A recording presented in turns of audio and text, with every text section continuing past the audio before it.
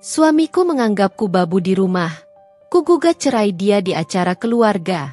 Kubongkar perlakuan buruknya. Aku balas dengan menjadi wanita sukses pemilik showroom mobil. Sebelum lanjut ke ceritanya, seperti biasa, jangan lupa absen dari daerah mana saja bunda-bunda semuanya. Agar tali silaturahmi kita makin erat. Yang sudah subscribe, semoga rezekinya makin lancar.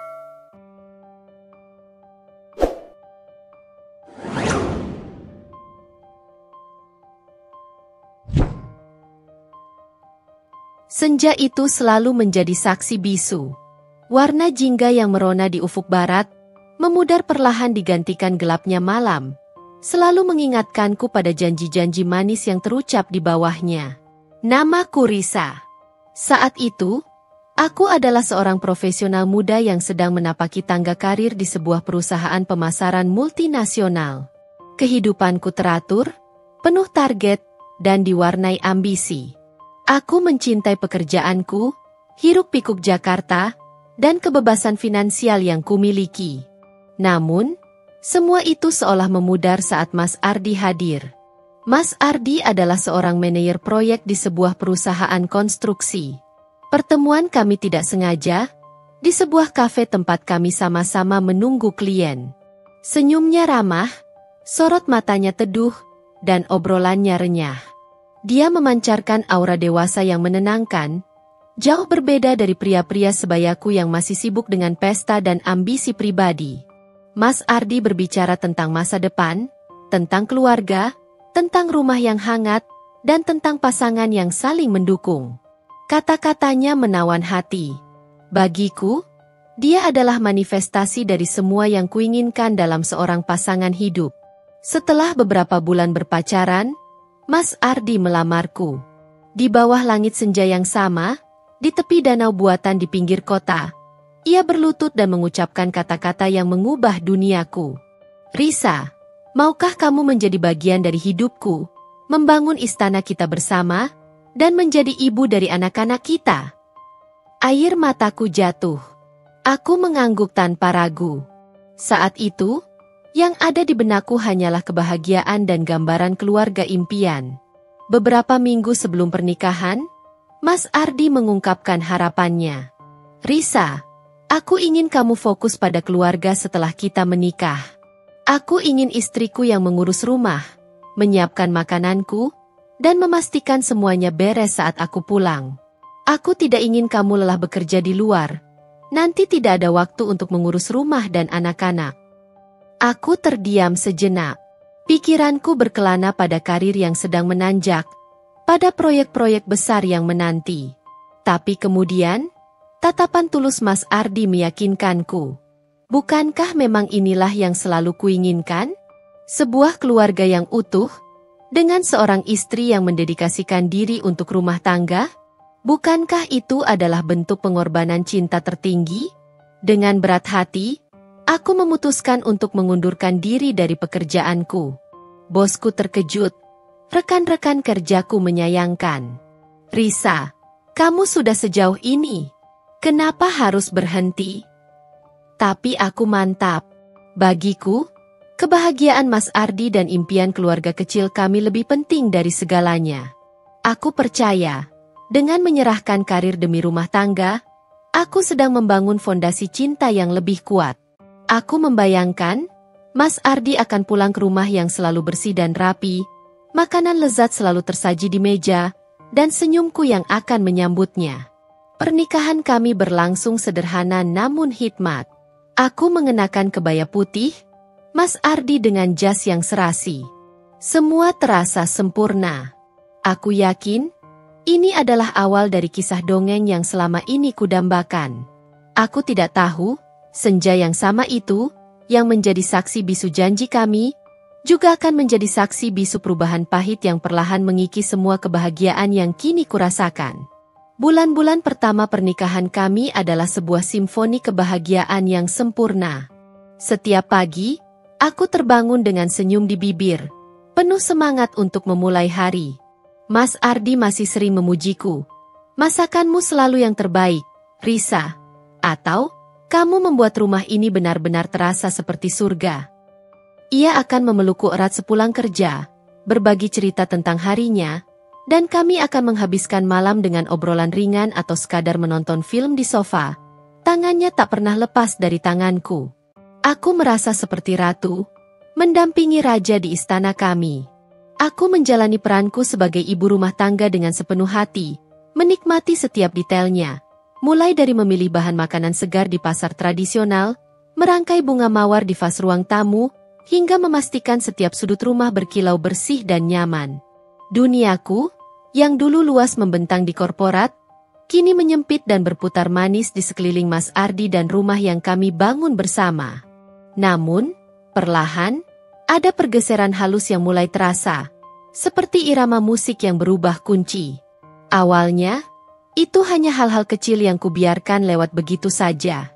Misalnya, Mas Ardi mulai jarang menawarkan diri untuk membantu membereskan piring setelah makan, padahal dulu ia selalu sigap. Pujian atas masakanku mulai berkurang, digantikan dengan komentar-komentar kecil yang terdengar sepele namun menusuk. Kopimu kurang manis sedikit, Dek. Kamu tahu kan aku suka yang kental dan manis? Atau, sayur ini agak hambar, ya? Mungkin kurang garam. Aku mencoba tidak terlalu memikirkannya. Mungkin dia lelah bekerja, atau sedang banyak pikiran di kantor. Aku selalu mencari alasan positif untuk membenarkan perubahan itu. Pergeseran itu semakin nyata dan terasa menekan seiring waktu berjalan. Setiap pagi, aku adalah orang pertama yang terbangun, bahkan sebelum fajar menyingsing. Aku akan beranjak dari tempat tidur dengan langkah pelan agar tak membangunkan Mas Ardi, lalu bergegas ke dapur. Aku menyiapkan sarapan lengkap, nasi goreng kesukaan Mas Ardi, telur mata sapi, dan segelas jus jeruk segar. Tentu saja, tak lupa secangkir kopi hitam pekat kesukaannya, yang selalu kubuat dengan takaran gula dan susu kental manis yang pas, sesuai permintaannya. Aku akan meletakkan cangkir kopi itu di meja samping tempat tidurnya, memastikan uapnya masih mengepul hangat, sesaat sebelum ia membuka mata. Suatu pagi, rutinitas itu terulang. Aku baru saja meletakkan cangkir kopi di meja saat Mas Ardi membuka matanya. Ia melirik cangkir itu dengan tatapan datar, lalu menatapku, tanpa sedikit pun senyum. Kopi mana, Dek? Kok belum dibikinkan? Tanyanya dengan nada suara yang lebih mirip perintah daripada pertanyaan, seolah ia baru saja terbangun dan menemukan meja itu kosong melompong. Aku tertegun, seolah ada dinding tak kasat mata yang tiba-tiba muncul di antara kami. Ini, Mas, barusan saja aku taruh. Jawabku pelan sambil menunjuk cangkir yang masih mengepulkan asap tipis. Masih hangat. Mas Ardi hanya mengangguk singkat, tanpa mengucapkan terima kasih atau melontarkan senyum sedikit pun. Ia meraih cangkir itu, menyesapnya satu teguk, lalu menaruhnya kembali di meja dengan sedikit hentakan. Kopinya dingin. Kamu lama sekali sih. Aku kan sudah bilang, aku maunya kopi panas mengepul. Dingin? Padahal baru saja kubuat, bahkan uapnya masih terlihat. Hatiku mencelos. Rasanya seperti ada tangan tak terlihat yang tiba-tiba meremas kuat-kuat dadaku. Ini bukan Mas Ardi yang dulu. Mas Ardi yang dulu akan berterima kasih. Bahkan jika kopinya benar-benar dingin sekalipun. Dia akan menghargai usahaku.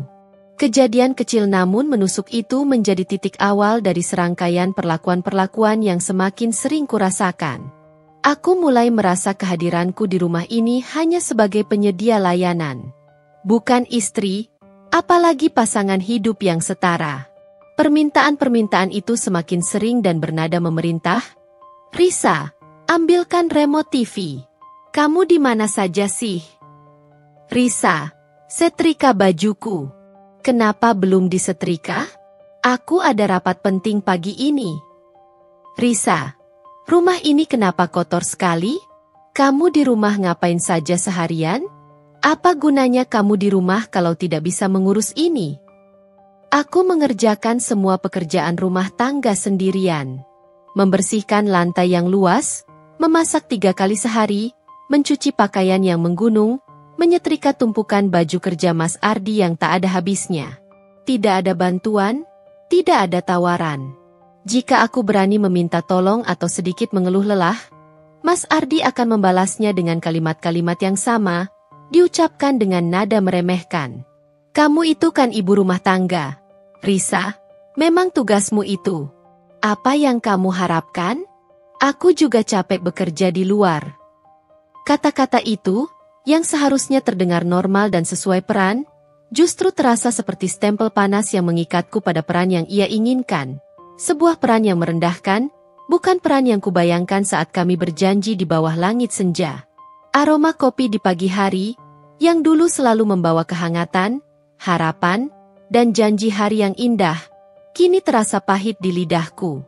Sama pahitnya dengan kenyataan yang perlahan-lahan merasuk ke dalam jiwaku, bahwa aku mulai merasa menjadi babu di rumahku sendiri. Rumah yang dulu kuimpikan sebagai istana cinta, kini mulai terasa seperti penjara yang sepi, di mana aku adalah satu-satunya narapidana yang bekerja tanpa henti, tanpa penghargaan, dan tanpa cinta yang tulus. Pagi-pagi yang dingin dengan aroma kopi yang selalu dituduh dingin, dan tatapan meremehkan Mas Ardi hanyalah permulaan dari sebuah pola yang kejam. Perlakuan Mas Ardi semakin mengikis habis sisa-sisa kebahagiaan, semangat, dan terutama harga diriku. Aku mulai merasa tidak terlihat, seperti bayangan yang hanya berfungsi untuk melayani, bergerak tanpa suara, dan ada hanya untuk memenuhi setiap titah.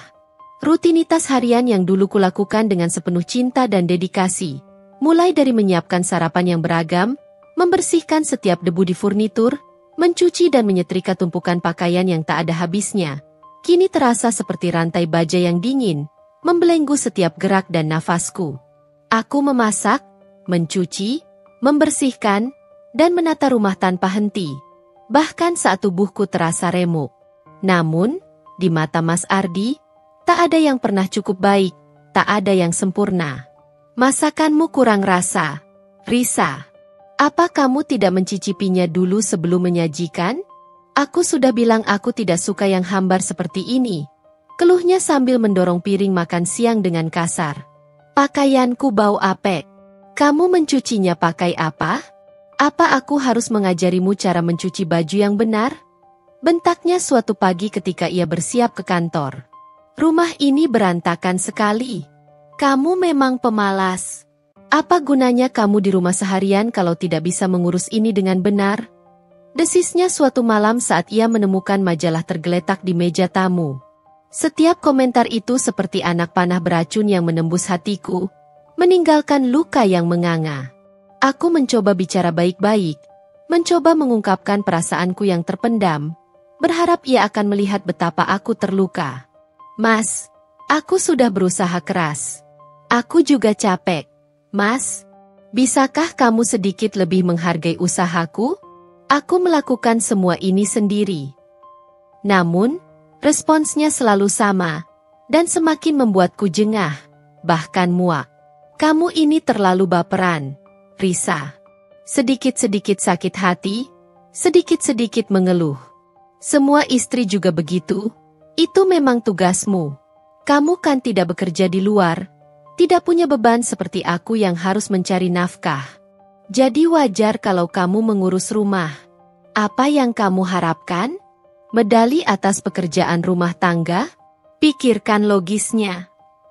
Ia akan mengatakannya dengan nada meremehkan yang menusuk, kadang diselingi tawa kecil yang terdengar seperti tamparan keras di wajahku. Kata, baperan, itu menjadi senjata utamanya. Meruntuhkan setiap upaya komunikasi yang kuajukan, seolah perasaanku tidak valid, tidak penting. Anehnya, sikap Mas Ardi berubah drastis dan mencolok begitu kami berada di hadapan orang lain, terutama keluarganya sendiri. Di depan orang tua dan saudara-saudaranya, ia akan berubah menjadi sosok suami yang sempurna dan penuh perhatian. Ia akan memelukku erat-erat di hadapan mereka, tersenyum lebar, memuji masakanku dengan berlebihan di meja makan, atau bahkan sesekali membantuku membawa piring kotor ke dapur, seolah ingin menunjukkan betapa ia adalah suami idaman. Risa ini memang istri idaman, Bu. Masakannya selalu enak, rumah selalu rapi dan bersih. Beruntung sekali Ardi punya istri sebaik dan serajin Risa. Katanya dengan senyum lebar yang terlihat tulus, memancarkan aura suami yang mencintai istrinya. Namun aku tahu, jauh di dalam hatiku yang terluka, semua itu hanyalah sebuah topeng, sandiwara, dan kepalsuan belaka. Aku akan membalas senyumnya, mencoba mengikuti sandiwara itu dengan sekuat tenaga. Kadang, di tengah keramaian itu, aku sempat berpikir, apakah mungkin dia benar-benar menghargaiku? Hanya saja ia tidak bisa menunjukkannya saat kami berdua. Harapan tipis itu seringkali muncul dan menyelinap masuk ke dalam benakku. Namun segera hancur berkeping-keping saat kami kembali ke rumah.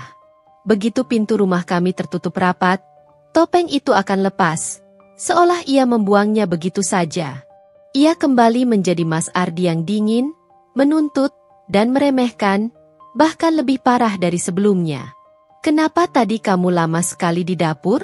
Aku kan sudah suruh kamu segera ke depan melayani tamu, nanti dikira kamu tidak sopan.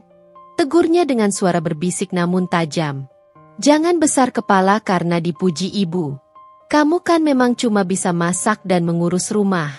Itu bukan prestasi besar. Kata-kata itu membuatku muak dan terasa hambar. Aku merasa seperti boneka tanpa jiwa yang harus berakting di depan panggung kehidupan Mas Ardi, diatur dan dimainkan sesuai keinginannya. Setiap kumpul keluarga adalah siksaan mental yang berat. Aku harus tersenyum, berpura-pura bahagia, bahkan tertawa renyah, sementara di dalam hatiku menjerit histeris. Aku ingin sekali membongkar semua kepalsuan itu, merobek topeng Mas Ardi di depan semua orang, tapi entah mengapa, lidahku selalu keluh, seolah terikat dan terkunci rapat. Aku takut reaksi Mas Ardi yang mungkin akan lebih parah. Takut mempermalukan diriku sendiri dan keluargaku yang melihat pernikahanku sebagai sesuatu yang sempurna dan patut dicontoh. Keadaan yang menyiksa ini berlangsung berbulan-bulan, bahkan terus-menerus selama lebih dari setahun. Aku kurus, pucat, dan semangatku padam. Bayangan Risa yang dulu, yang ambisius, penuh tawa, dan memiliki harga diri tinggi, kini terasa sangat jauh. Aku sering menangis diam-diam di kamar mandi, suara isakanku tertelan gemericik air, atau saat Mas Ardi sudah terlelap dalam tidurnya yang pulas, tidak menyadari penderitaanku. Aku terjebak dalam lingkaran setan yang dibuat Mas Ardi, di mana aku adalah objek yang melayani tanpa henti, bukan subjek yang dicintai dan dihargai. Aku tahu aku harus melakukan sesuatu, harus mencari jalan keluar, tapi keberanian itu seolah terkunci rapat di dalam lubuk hatiku yang paling dalam, menunggu sebuah percikan untuk bangkit. Rutinitas yang monoton, tanpa jeda dan tanpa penghargaan, serta perlakuan Mas Ardi yang semakin parah, perlahan namun pasti mulai menggerogoti setiap sendi kesehatan fisik dan mentalku. Aku merasa seperti bunga yang layu, kehabisan air dan cahaya. Aku mulai sering merasa lelah yang teramat sangat, bahkan setelah tidur semalaman penuh. Mataku cekung, kulitku pucat pasi, dan berat badanku terus menurun drastis hingga pakaian lamaku terasa longgar. Nafsu makanku hilang sama sekali. Makanan selezat apapun terasa hambar di lidahku yang sudah terbiasa dengan rasa pahit. Setiap pagi, aku harus menyeret tubuhku dari tempat tidur, seolah ada beban ribuan kilogram yang menindihku.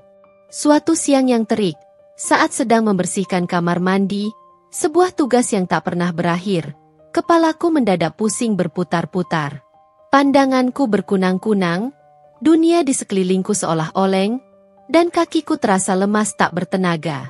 Aku mencoba berpegangan erat pada wastafel di depanku, namun cengkeramanku tak cukup kuat.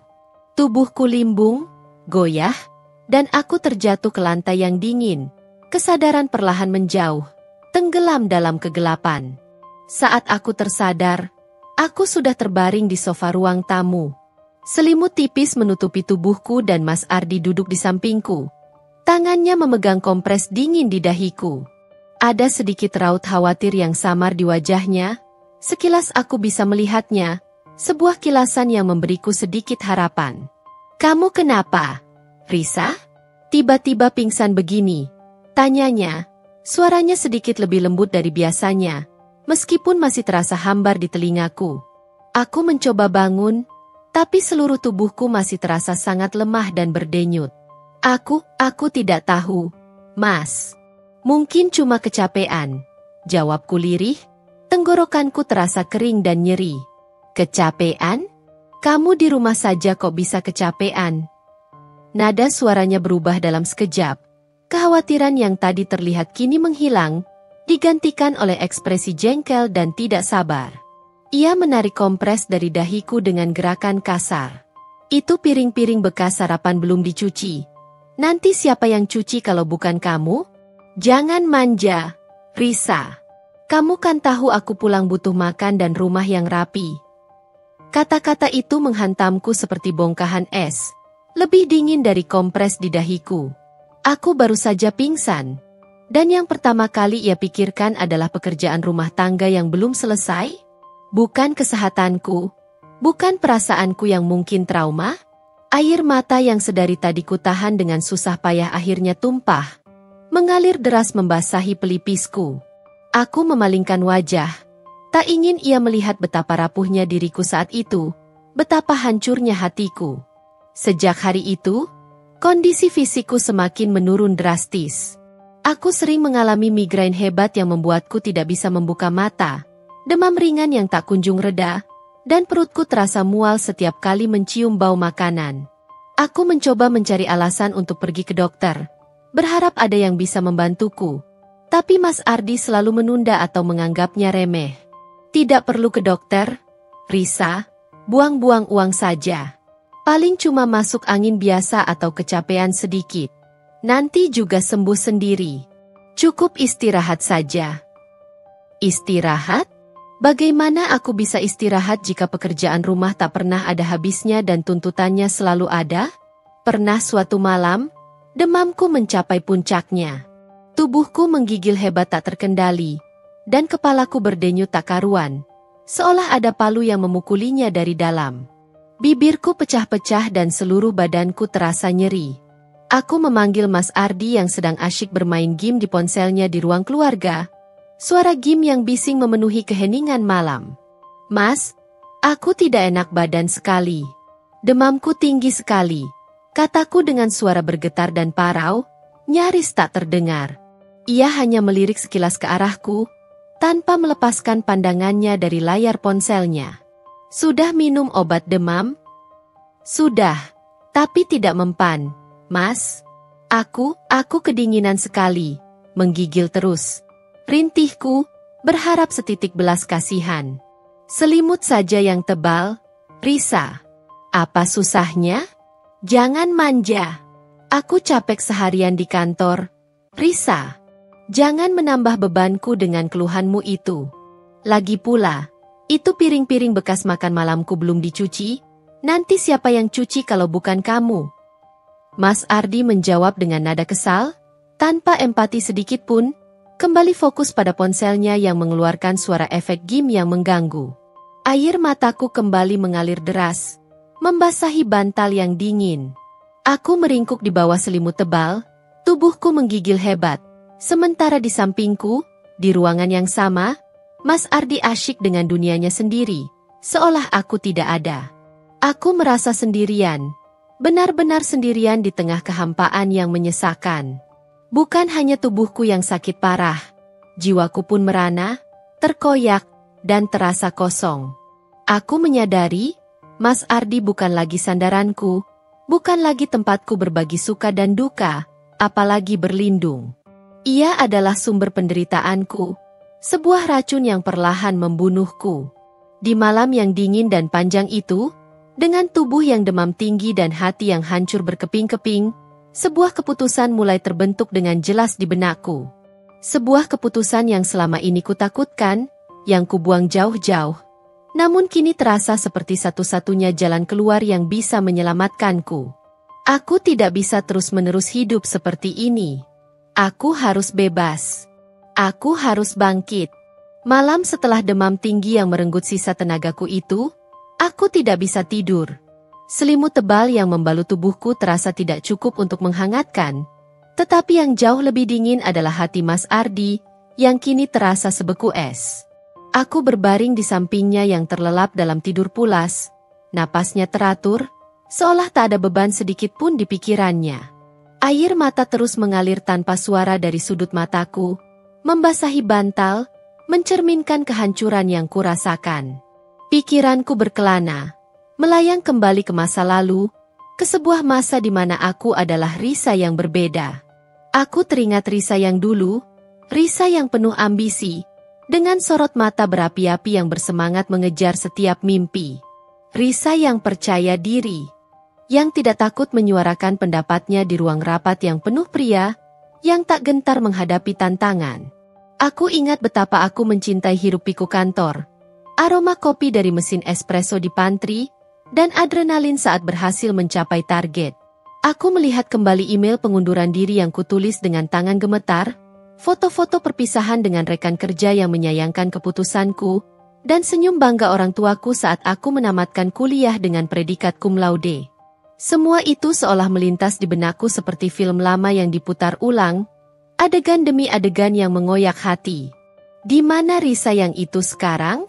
Ia terkubur dalam-dalam di bawah tumpukan piring kotor yang tak ada habisnya, setumpuk pakaian yang belum disetrika, dan tumpukan kata-kata meremehkan yang Mas Ardi lemparkan setiap hari.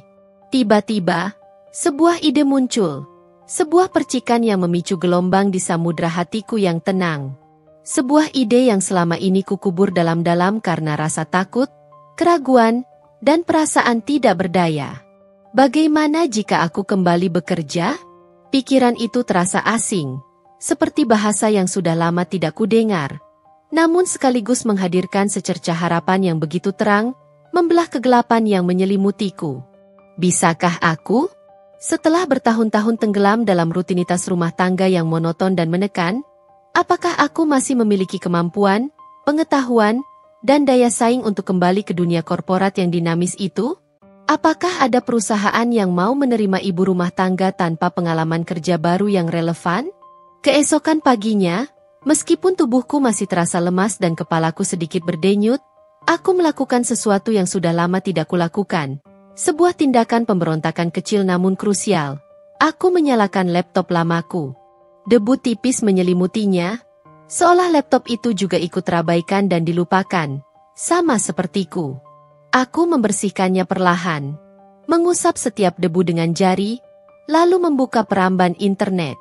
Jari-jariku mengetik kata kunci pertama yang muncul di benakku, lowongan pekerjaan pemasaran.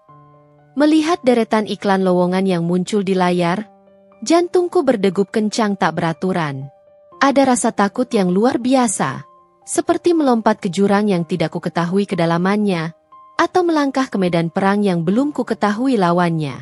Tapi di sisi lain, ada juga semangat yang membara, seperti api kecil yang baru saja menyala, membakar sisa-sisa ketidakberdayaan.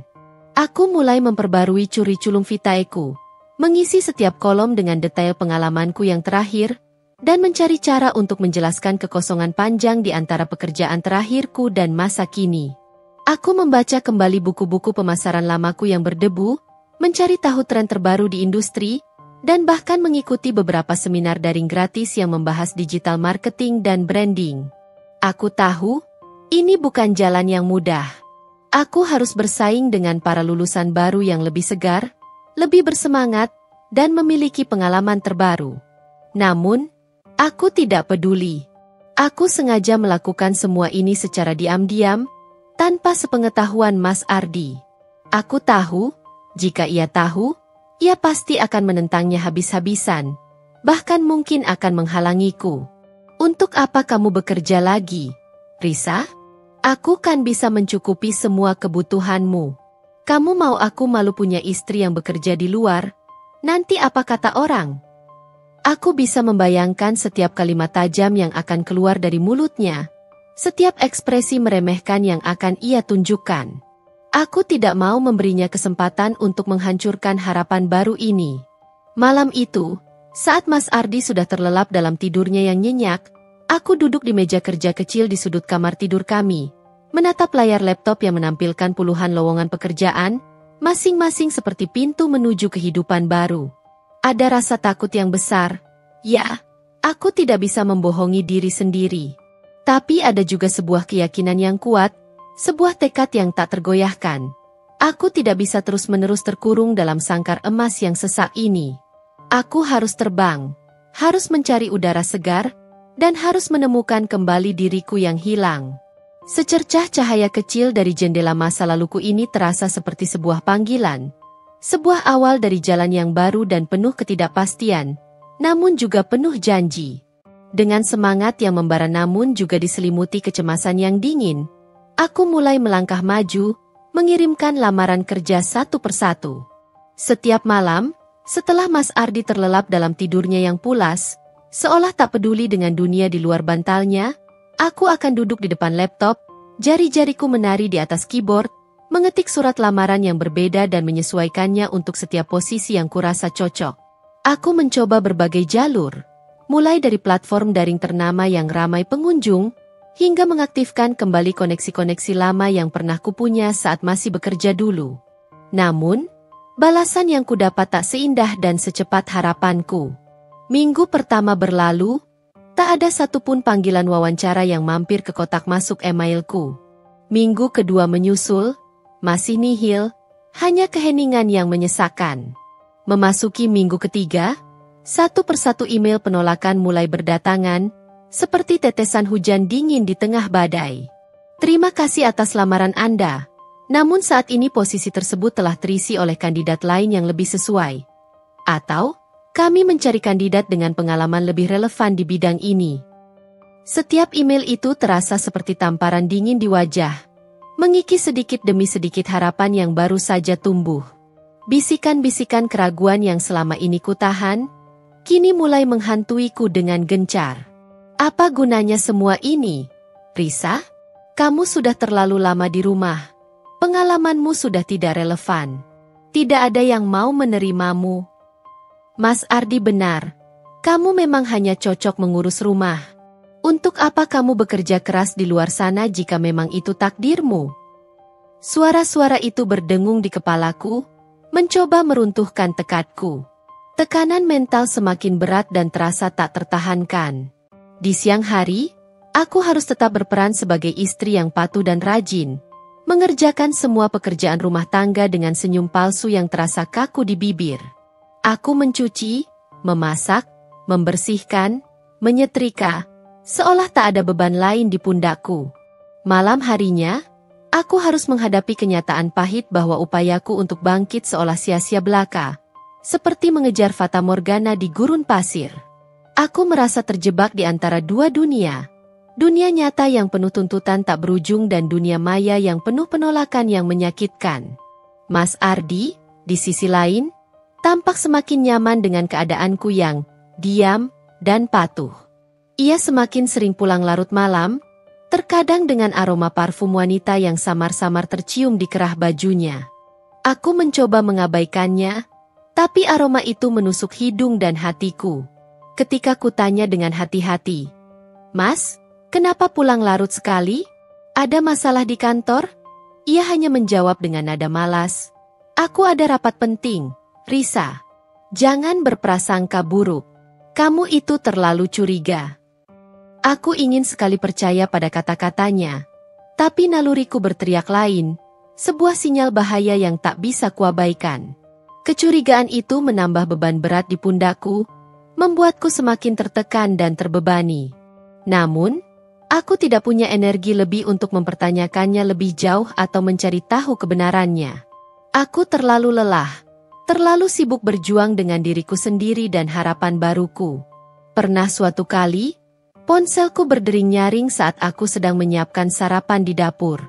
Mas Ardi berada di ruang tamu, sedang asyik menonton berita pagi di televisi, sesekali menyeruput kopinya. Aku melihat nama yang tak kukenal di layar, tapi dengan kode area Jakarta, tempat di mana aku melamar pekerjaan. Mungkin itu panggilan dari perusahaan yang sudah kukirimi lamaran. Dengan jantung berdebar-debar di dalam dada, aku mengangkatnya, berusaha menjaga nada bicaraku tetap tenang. "Halo, dengan Ibu Risa?" Suara seorang wanita terdengar ramah dan profesional di ujung telepon. "Ya, saya sendiri," jawabku, berusaha menyembunyikan getaran dalam suaraku. "Kami dari PT Cahaya Abadi." Kami ingin mengundang Anda untuk wawancara posisi Marketing Coordinator pada hari Rabu ini pukul 10 pagi di kantor kami. Belum sempat aku menyelesaikan kalimatnya, Mas Ardi sudah berdiri tepat di sampingku, entah sejak kapan.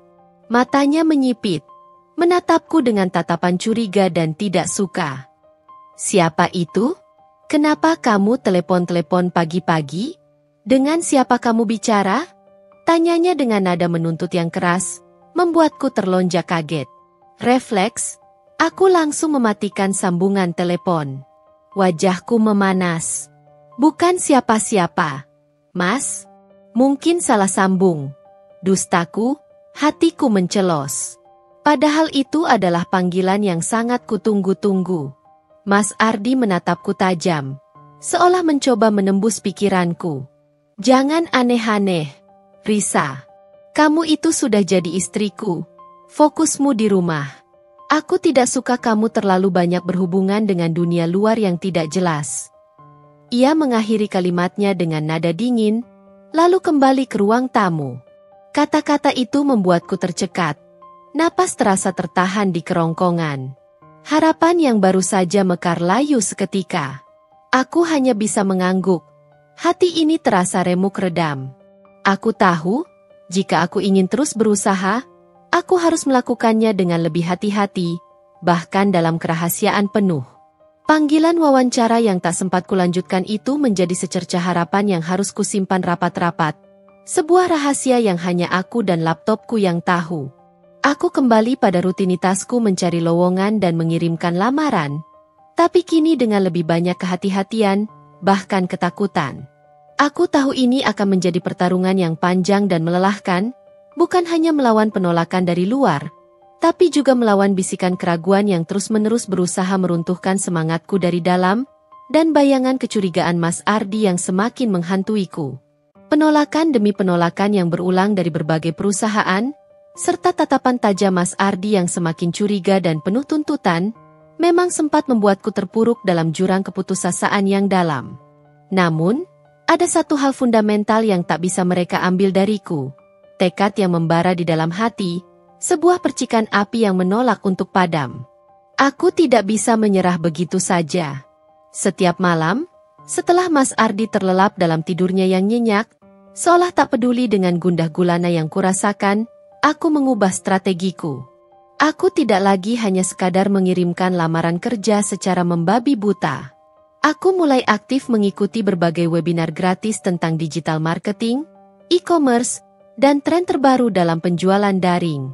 Aku mempelajari seluk-beluk search engine optimization, SEO, social media engagement, dan bahkan mulai merintis akun media sosial khusus untuk belajar dan mengamati pasar.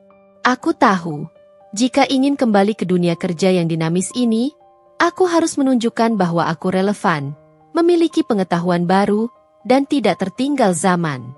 Diam-diam, sambil terus mencari ilmu, aku mulai mencari informasi tentang peluang bisnis kecil yang bisa dikelola dari rumah, sesuatu yang tidak memerlukan modal besar dan bisa kurahasiakan. Pikiranku berkelana, mengingat kembali hobiku yang dulu, yang kini terasa begitu asing, mengamati mobil. Ayahku adalah seorang kolektor mobil klasik kecil-kecilan, bukan untuk pamer, melainkan murni karena kecintaannya pada seni otomotif. Sejak kecil, aku sering ikut beliau ke pameran mobil antik atau ke bengkel-bengkel tua tempat ayah memperbaiki mesin. Aku selalu tertarik pada model, estetika, performa mesin, dan yang terpenting, nilai investasi sebuah kendaraan. Ide itu mulai berputar di benakku, terasa aneh namun sekaligus memikat. Bagaimana jika aku mencoba bisnis jual beli mobil bekas? Awalnya, ide itu terasa gila, sebuah lamunan yang mustahil diwujudkan. Aku tak punya modal besar yang cukup untuk membeli mobil, tak punya jaringan di dunia otomotif yang didominasi pria, dan yang paling penting, aku harus melakukannya tanpa sepengetahuan Mas Ardi. Tapi, semakin kupikirkan, semakin ide itu terasa masuk akal dan memiliki potensi. Pasar mobil bekas selalu ada dan cenderung stabil. Aku bisa memulainya dengan modal kecil, memanfaatkan platform daring, dan yang terpenting, tanpa perlu menyewa kantor fisik yang bisa dicurigai Mas Ardi. Aku bisa memulai dari nol, secara bertahap. Aku mulai menghabiskan waktu berjam-jam untuk riset yang mendalam. Aku membaca forum-forum jual beli mobil daring, mempelajari harga pasar untuk berbagai merek dan tipe, mencari tahu cara mengenali kondisi mobil yang baik, mulai dari mesin, bodi, hingga dokumennya, dan mempelajari trik-trik negosiasi yang efektif. Aku bahkan membuat spreadsheet sederhana di laptopku untuk menghitung potensi keuntungan dan risiko, serta rencana bisnis mini untuk jangka pendek dan panjang. Laptop lama yang dulu berdebu, yang tadinya hanya menjadi pajangan, kini menjadi jendela utamaku menuju dunia baru yang penuh kemungkinan, sebuah portal menuju masa depan yang cerah.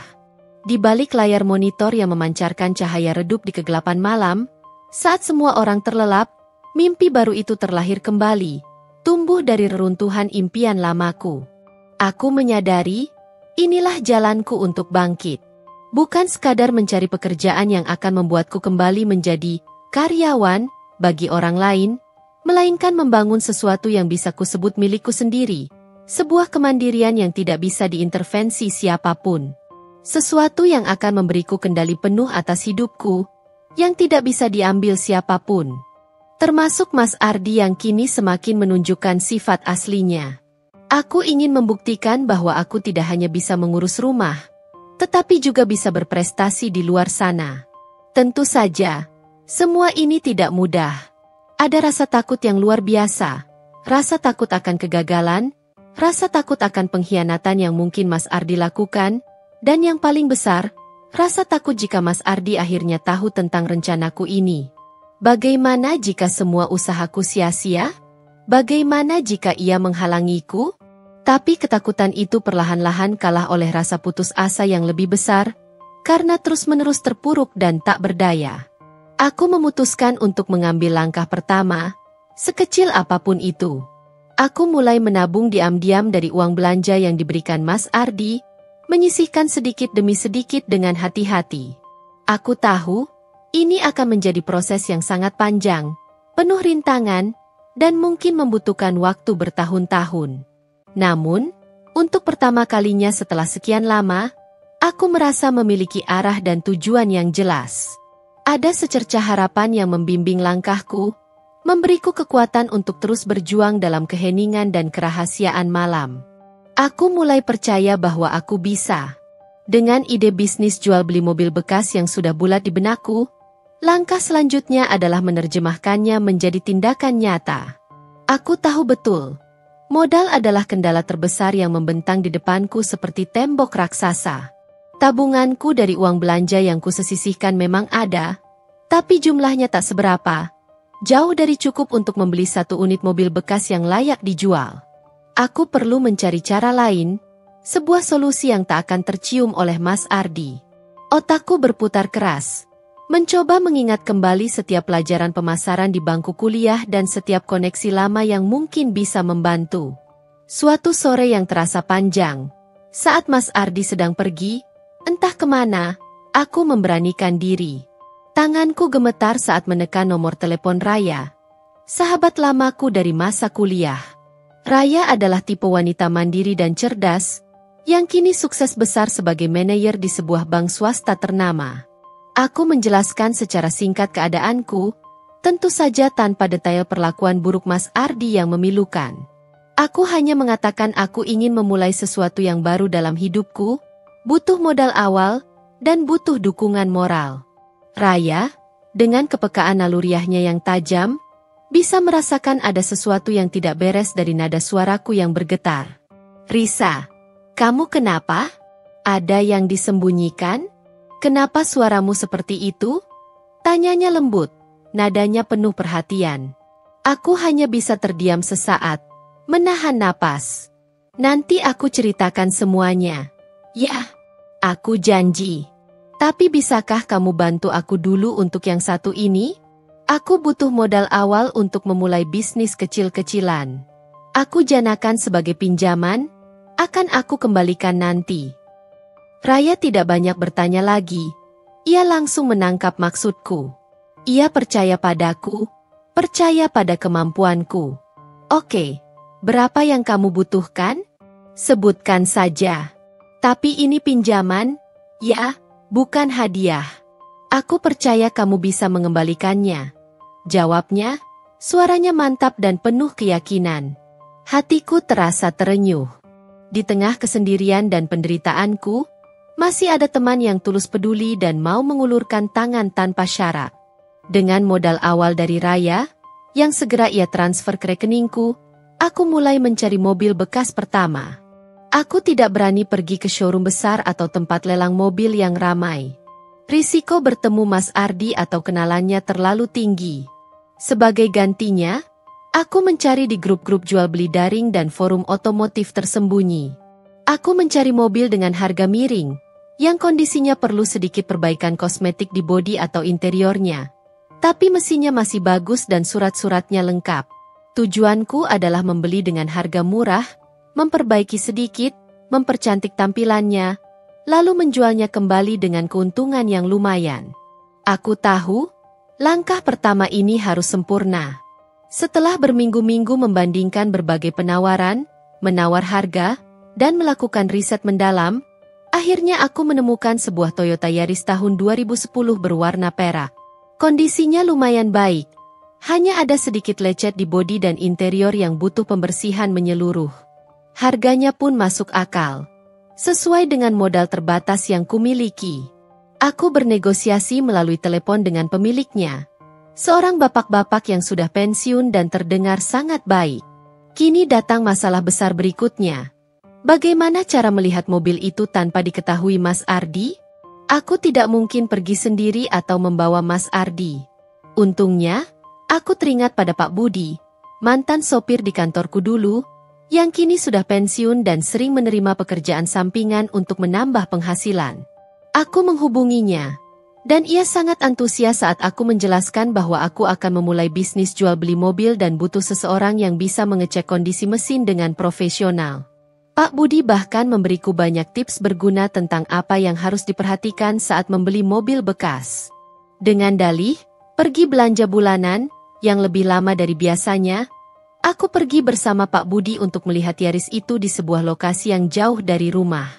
Jantungku berdebar tak karuan sepanjang perjalanan, seolah ada drum yang ditabuh di dalam dadaku. Aku memastikan untuk memakai pakaian yang tidak mencolok, topi lebar untuk menutupi wajahku, dan kacamata hitam, jika sewaktu-waktu bertemu kenalan Mas Ardi. Di lokasi, Pak Budi mengecek mesin dengan teliti, membuka kap mobil, mendengarkan suara mesin, dan bahkan menguji laju mobil di sekitar area. Sementara itu, aku memeriksa interior, fitur-fitur, dan kelengkapan surat-surat kendaraan. Mobil itu memenuhi kriteriaku, bahkan melebihi ekspektasi. Oke, Bu Risa, mobil ini bagus sekali untuk permulaan, kata Pak Budi dengan senyum lebar, membenarkan dugaanku. Mesinnya sehat, bodinya juga lumayan. Tinggal dipoles sedikit sudah kinclong lagi. Aku memutuskan untuk membelinya saat itu juga. Proses transaksi dilakukan dengan hati-hati dan cepat. Aku meminta Pak Budi untuk mengambil mobil itu dan menyimpannya sementara di garasi temannya yang kosong di pinggir kota. Aku tidak bisa menyimpan mobil itu di rumah, bahkan sedetik pun. Mas Ardi pasti akan langsung curiga dan menginterogasiku. Malam itu, setelah pulang ke rumah, aku merasa sangat lelah secara fisik. Namun ada semangat baru yang membuncah di dalam diriku. Aku sudah mengambil langkah pertama yang paling krusial. Mobil Yaris itu adalah simbol dari keberanian dan harapanku yang baru tumbuh. Aku tahu, ini baru permulaan dari perjalanan panjang yang penuh liku, dan mungkin akan sangat melelahkan. Tapi aku merasa seperti Risa yang dulu, seorang wanita yang mengambil alih kemudi hidupnya sendiri, diam-diam, di balik tirai kerahasiaan. Aku mulai bisa bernapas lega, sedikit demi sedikit. Mobil Yaris perak itu kini terparkir rapi di garasi kosong milik teman Pak Budi, sebuah tempat yang cukup terpencil, jauh dari permukiman padat, dan yang terpenting, aman dari jangkauan pandangan Mas Ardi. Setiap pagi, setelah Mas Ardi berangkat kerja, tanpa peduli aku sudah menyiapkan sarapan atau belum, aku akan pamit kepadanya dengan dalih yang bervariasi. Kadang, pergi ke rumah Raya untuk belajar masak, atau mencari bahan masakan langka di pasar tradisional yang jauh. Seringkali, ia tidak peduli dan hanya mengangguk acuh tak acuh. Namun, lebih seringnya, ia akan menatapku dengan tatapan curiga yang menusuk. "Jangan pulang larut, Risa. Ingat tugasmu di rumah." Aku tidak mau tahu ada apa-apa. Aku hanya mengangguk pelan. Hati kecilku meringis, menelan setiap kata pahitnya. Perjalananku ke garasi itu adalah sebuah ritual baru yang penuh perjuangan. Aku mengendarai motor metik yang kusewa diam-diam per bulan, menempuh jarak yang cukup jauh, melewati jalan-jalan sempit dan berdebu. Setibanya di sana, aku akan berganti pakaian lusuh yang memang kubawa khusus dalam tas kecil. Celana jeans usang, kaos longgar, dan sarung tangan karet. Di dalam garasi yang pengap, dengan aroma oli dan bensin yang menyengat, aku mulai bekerja. Bersama Pak Budi yang sesekali datang membantuku dan memberikan arahan profesionalnya, aku melakukan pembersihan interior mobil secara menyeluruh, memoles bodi mobil yang kusam hingga berkilau, dan memastikan semua fiturnya berfungsi dengan baik. Aku belajar banyak hal baru yang belum pernah ku ketahui sebelumnya. Bagaimana membersihkan jok mobil yang berjamur dengan cairan khusus, cara menghilangkan noda membandel di karpet mobil yang sudah usang, bahkan teknik memoles lampu depan agar terlihat bening kembali seperti baru. Tanganku seringkali kotor dan berminyak, bajuku terkadang terkena noda cat atau gemuk, tubuhku terasa pegal linu di malam hari, tapi hatiku dipenuhi semangat yang membara dan kepuasan yang tak terlukiskan. Aku merasa hidup kembali. Sambil bekerja fisik, aku juga mengambil foto-foto mobil dari berbagai sudut, memastikan pencahayaan bagus agar mobil terlihat menarik di mata calon pembeli. Malam harinya, setelah pulang dan menyelesaikan tugas istri di rumah, menyiapkan makan malam, membersihkan dapur, dan memastikan Mas Ardi nyaman, aku akan kembali duduk di depan laptop. Kali ini, aku tidak lagi melamar pekerjaan. Aku mulai membuat iklan penjualan yang profesional. Aku menulis deskripsi mobil dengan detail, menonjolkan setiap keunggulannya, dan mengunggah foto-foto terbaik di berbagai platform jual beli daring ternama. Aku bahkan membuat akun media sosial khusus untuk bisnis kecilku ini, menggunakan nama samaran dan foto profil generik agar tidak mudah dilacak oleh Mas Ardi atau kenalannya. Respons mulai berdatangan, kadang di luar dugaanku. Aku menerima puluhan pesan dan panggilan telepon dari calon pembeli yang tertarik. Setiap interaksi adalah tantangan baru yang harus kuatasi. Aku harus pintar bernegosiasi harga, menjawab pertanyaan teknis tentang kondisi mobil, dan mengatur jadwal pertemuan yang tidak akan dicurigai Mas Ardi. Aku sering harus menolak janji bertemu di rumah dan memilih lokasi yang aman, seperti area parkir supermarket besar, pom bensin, atau bahkan pusat perbelanjaan. Suatu sore yang membuat jantungku nyaris copot, aku hampir saja ketahuan. Aku sedang berada di garasi, dengan tangan berlumuran cairan pembersih, membersihkan interior Yaris itu, saat tiba-tiba ponselku di saku celana berdering nyaring. Itu panggilan dari Mas Ardi. "Kamu di mana, Risa?" "Aku sudah di rumah. Kenapa belum ada makanan di meja?" "Aku lapar." Suaranya terdengar kesal dan menuntut, memecah kesunyian garasi. Aku masih di supermarket, Mas. Sedang mencari bumbu spesial yang sulit dicari." Jawabku tergagap, keringat dingin membanjiri pelipisku. Aku berusaha menjaga nada suaraku tetap tenang dan wajar, meskipun tanganku bergetar hebat. "Cepat pulang. Jangan banyak alasan. Aku tidak mau tahu," bentaknya, lalu memutuskan sambungan telepon tanpa menunggu jawabanku. Aku panik luar biasa. Pak Budi yang melihat kecemasanku langsung bertanya, "Ada apa, Bu?" "Mas Ardi sudah pulang, Pak. Aku harus segera kembali. Maaf, aku harus cepat." Aku buru-buru membereskan alat-alat, berganti pakaian secepat kilat, dan mengendarai motor kembali ke rumah dengan kecepatan penuh. Sesampainya di sana, aku berpura-pura baru saja masuk dari pintu depan, langsung berlari ke dapur, dan buru-buru menyiapkan makan malam yang sudah telat. Mas Ardi menatapku dengan tajam saat aku sibuk di dapur. Namun syukurlah, aku berhasil lolos dari interogasinya. Kejadian itu memberiku pelajaran berharga tentang pentingnya menjaga kerahasiaan dan mengatur waktu dengan lebih cermat. Di tengah semua kepenatan dan ketakutan itu, aku mulai merasakan sesuatu yang sudah lama hilang dari diriku. Rasa percaya diri yang kembali tumbuh. Setiap lecet kecil yang berhasil kuhilangkan dari bodi mobil, setiap bagian interior yang kubersihkan hingga kinclong, setiap negosiasi yang berhasil kulakukan dengan pelanggan, memberiku dorongan dan validasi bahwa aku mampu. Aku bukan lagi wanita yang lemah, tak berdaya, dan hanya bisa menangis diam-diam. Aku adalah Risa, yang berjuang untuk bangkit dari keterpurukan, satu mobil demi satu mobil, satu rahasia demi satu rahasia, di balik punggung suamiku yang tak pernah sedikit pun menghargai keberadaanku. Aku mulai melihat cahaya di ujung terowongan, dan itu memberiku kekuatan untuk terus melangkah.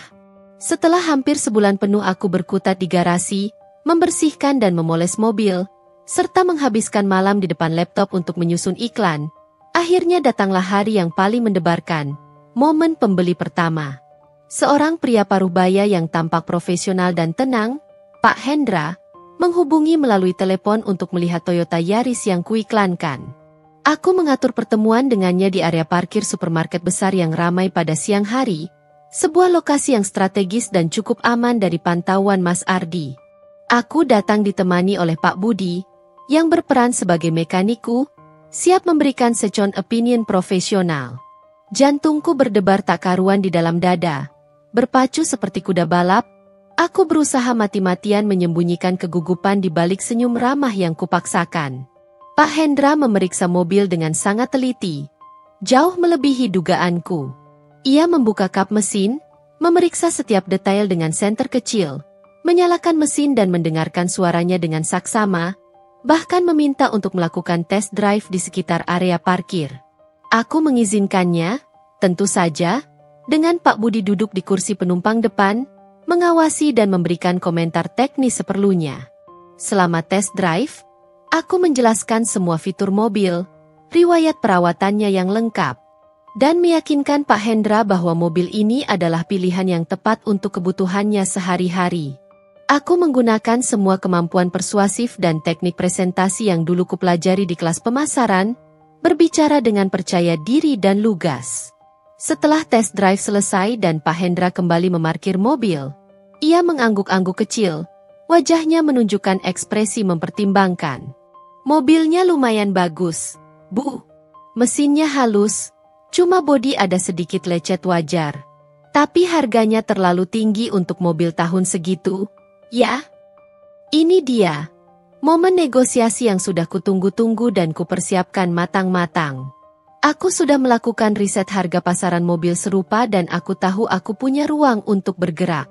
Aku memulai penjelasanku dengan detail, memaparkan secara rinci perbaikan apa saja yang sudah kulakukan, mulai dari detailing interior, poles bodi, hingga penggantian beberapa komponen kecil yang aus. Aku menekankan bahwa mobil ini siap pakai, bebas masalah, dan tidak akan membutuhkan biaya perbaikan tambahan dalam waktu dekat. Berbeda dengan banyak mobil bekas lain di pasaran yang mungkin butuh perbaikan ekstra yang tak terduga. Negosiasi berlangsung cukup alot dan tegang, memakan waktu hampir 1 jam di bawah terik matahari. Pak Hendra mencoba menawar dengan harga yang sangat rendah, hampir menyentuh batas modal awalku. Namun, aku bertahan dengan argumen-argumen kuat. Aku menunjukkan data perbandingan harga dari mobil serupa di platform lain, dan sebagai closer, aku menawarkan bonus kecil seperti poles bodi tambahan gratis setelah sebulan pemakaian atau penggantian oli mesin gratis pertama. Akhirnya, setelah tawar-menawar sengit dan adu argumen yang cukup intens, kami mencapai kesepakatan. Harga yang disepakati memang sedikit di bawah targetku semula, tapi masih memberiku keuntungan yang layak dan cukup untuk modal berikutnya. Baik, Bu Risa. Saya ambil mobil ini, kata Pak Hendra sambil tersenyum tipis dan mengulurkan tangan untuk berjabat tangan. Rasanya seperti ada ledakan kembang api yang meletup-letup di dalam dadaku. Perasaan lega yang luar biasa, bangga yang tak terlukiskan, dan sedikit tak percaya bercampur jadi satu, membanjiri seluruh diriku. Aku berhasil. Aku berhasil menjual mobil pertamaku. Proses pembayaran dilakukan secara transfer bank, dan begitu notifikasi masuk ke ponselku, menampilkan angka yang sudah disepakati, senyumku mengembang lebar, tulus, dan penuh kemenangan.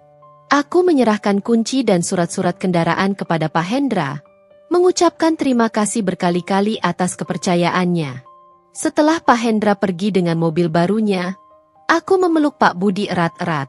Terima kasih banyak, Pak. Kita berhasil.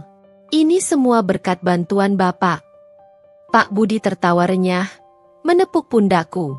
Ini berkat Bu Risa sendiri.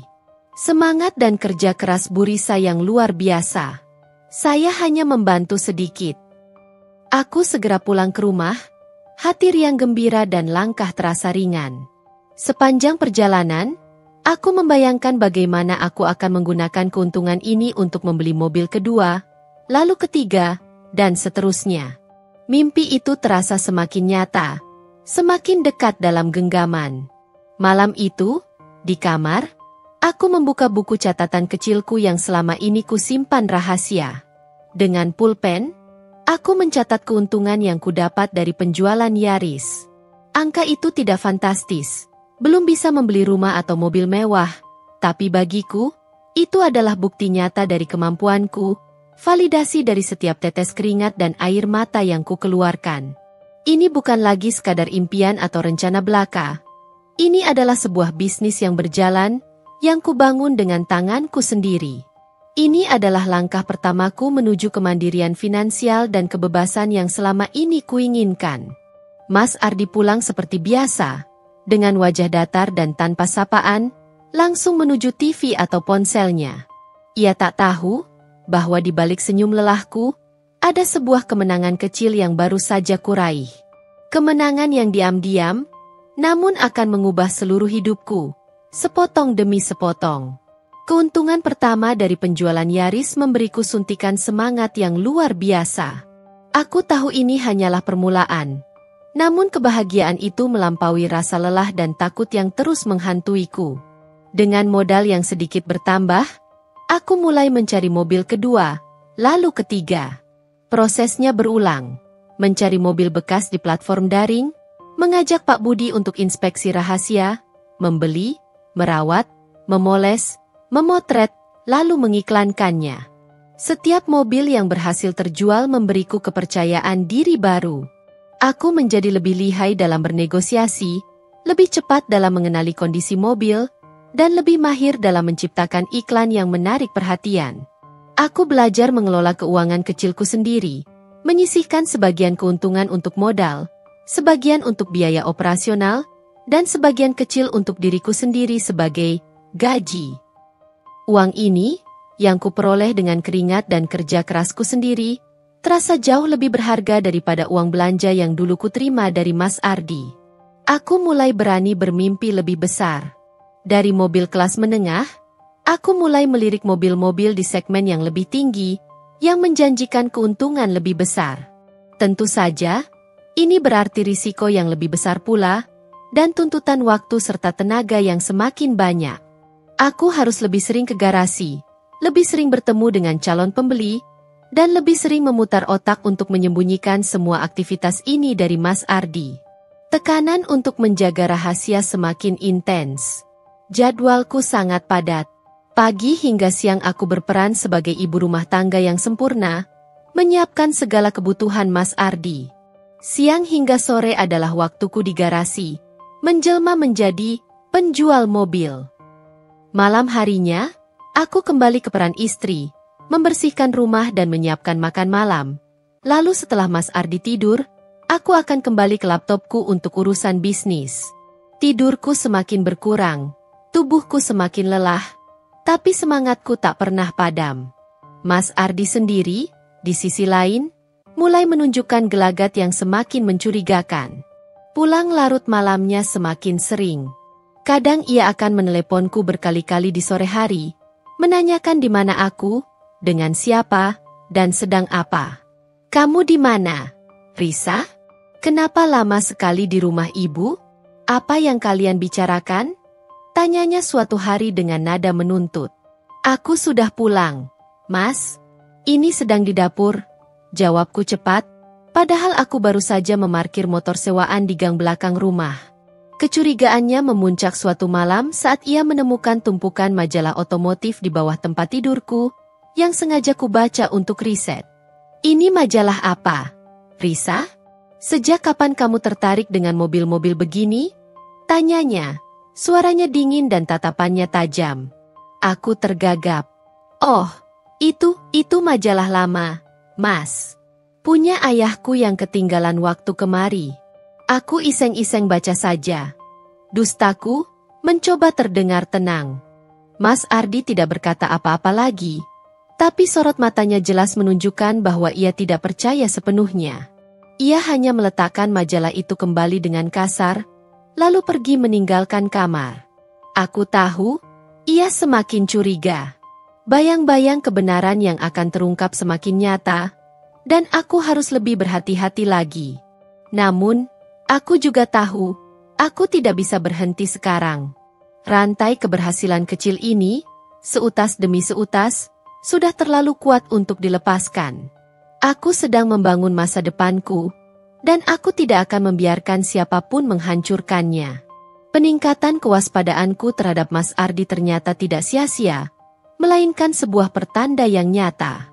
Instingku, yang dulu sering kumatikan karena rasa takut dan keraguan diri, kini semakin tajam, seperti pisau yang baru diasah.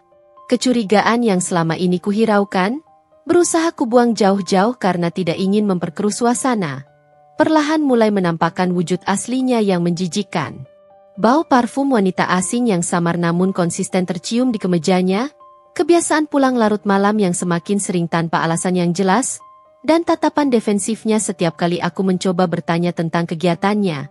Semua itu mulai membentuk pola yang menakutkan, sebuah teka-teki yang kini mulai terpecahkan. Suatu sore yang terasa panjang dan sepi, aku memutuskan untuk mengambil risiko besar. Mas Ardi bilang akan ada rapat penting di luar kota, dan ia akan pulang sangat larut, mungkin dini hari. Aku merasa ada yang sangat janggal dari nada bicaranya.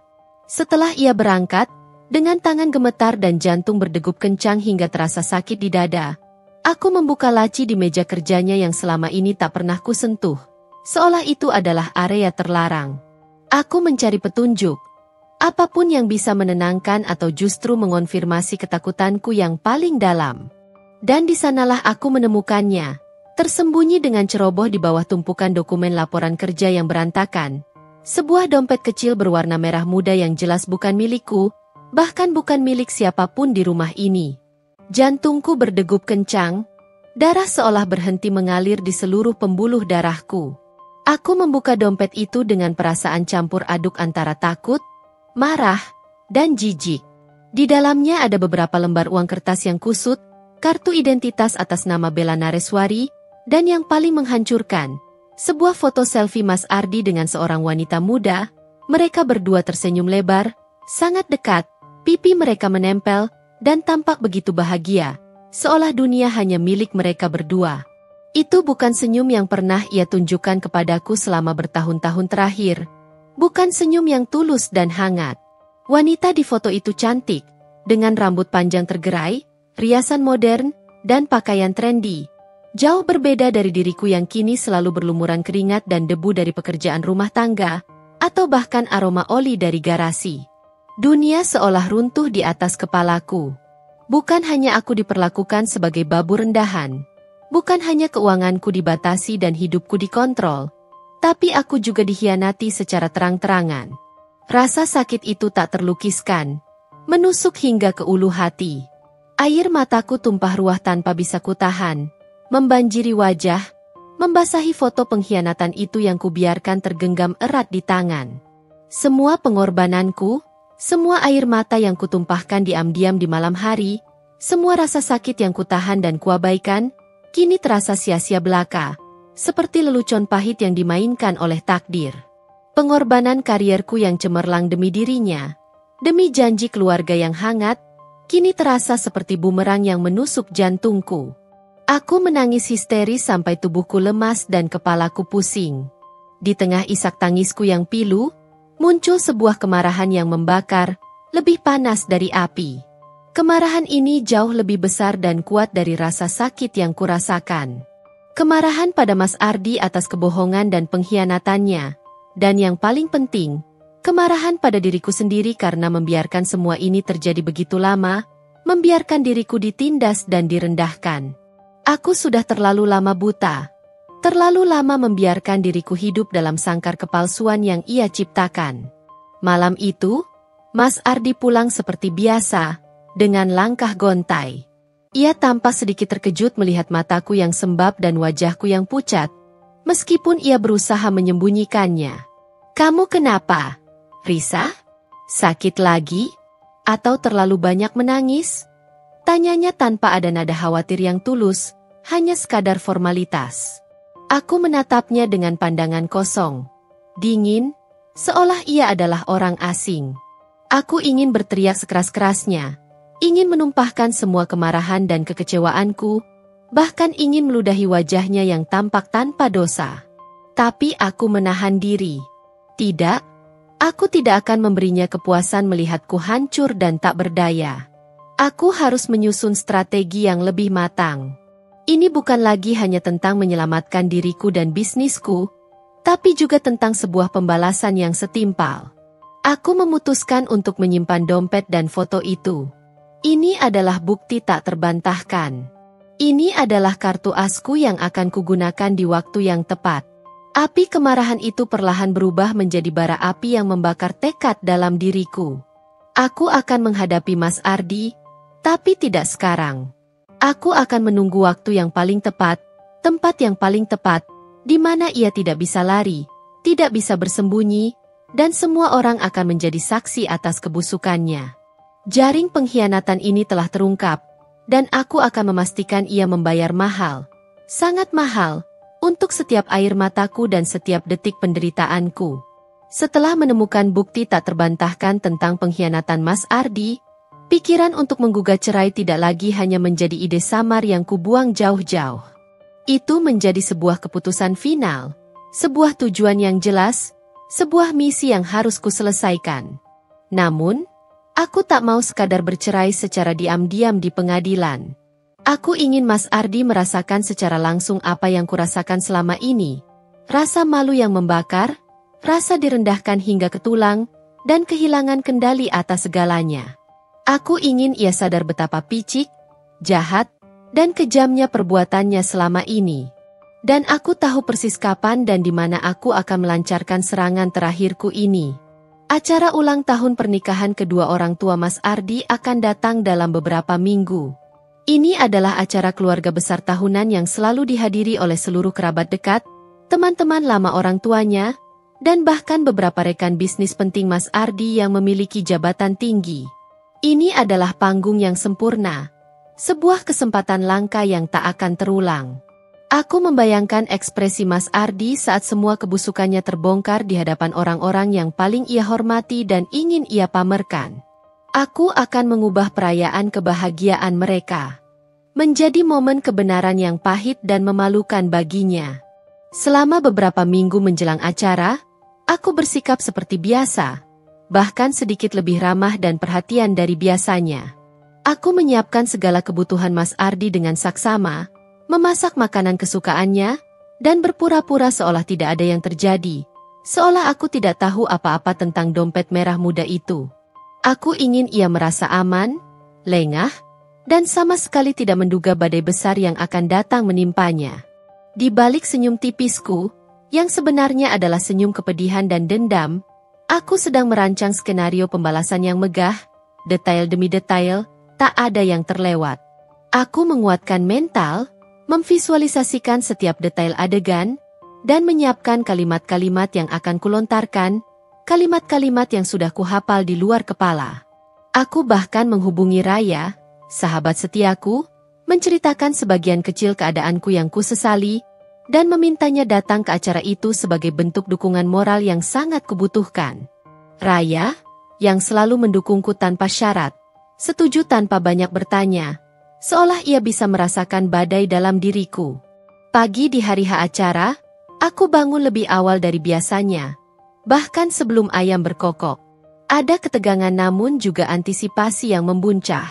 Aku menyiapkan Mas Ardi dengan sangat teliti, memilihkan setelan jas terbaiknya yang tampak mewah, dan memastikan ia terlihat sempurna di depan semua orang. Ironisnya, aku juga memilih pakaian terbaikku, sebuah gaun sederhana namun elegan berwarna biru tua yang sudah lama tak kupakai, tersimpan rapi di lemari. Aku menata rambutku dengan model yang berbeda, sedikit memoles wajahku dengan riasan tipis namun cukup untuk membuatku terlihat segar. Aku ingin terlihat kuat, berani, dan berkelas, bukan seperti wanita lemah yang selama ini ia injak-injak dan anggap remeh.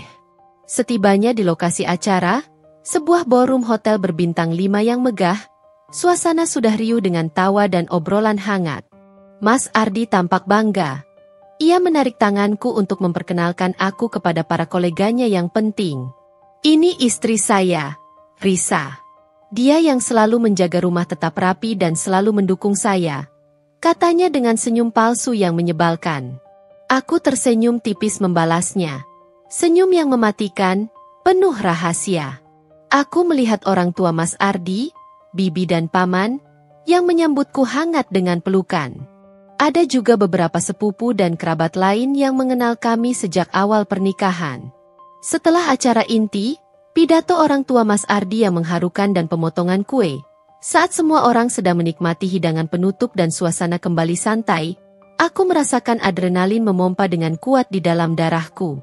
Jantungku berpacu kencang. Ini waktunya. Aku menghampiri Mas Ardi yang sedang asyik berbincang-bincang santai dengan beberapa rekannya. Wajahnya terlihat rileks.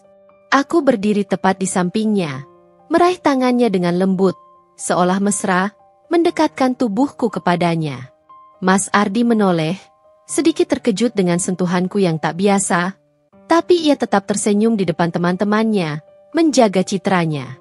Mas Ardi, ucapku dengan suara yang tenang namun jelas, cukup keras untuk menarik perhatian orang-orang di sekitar kami.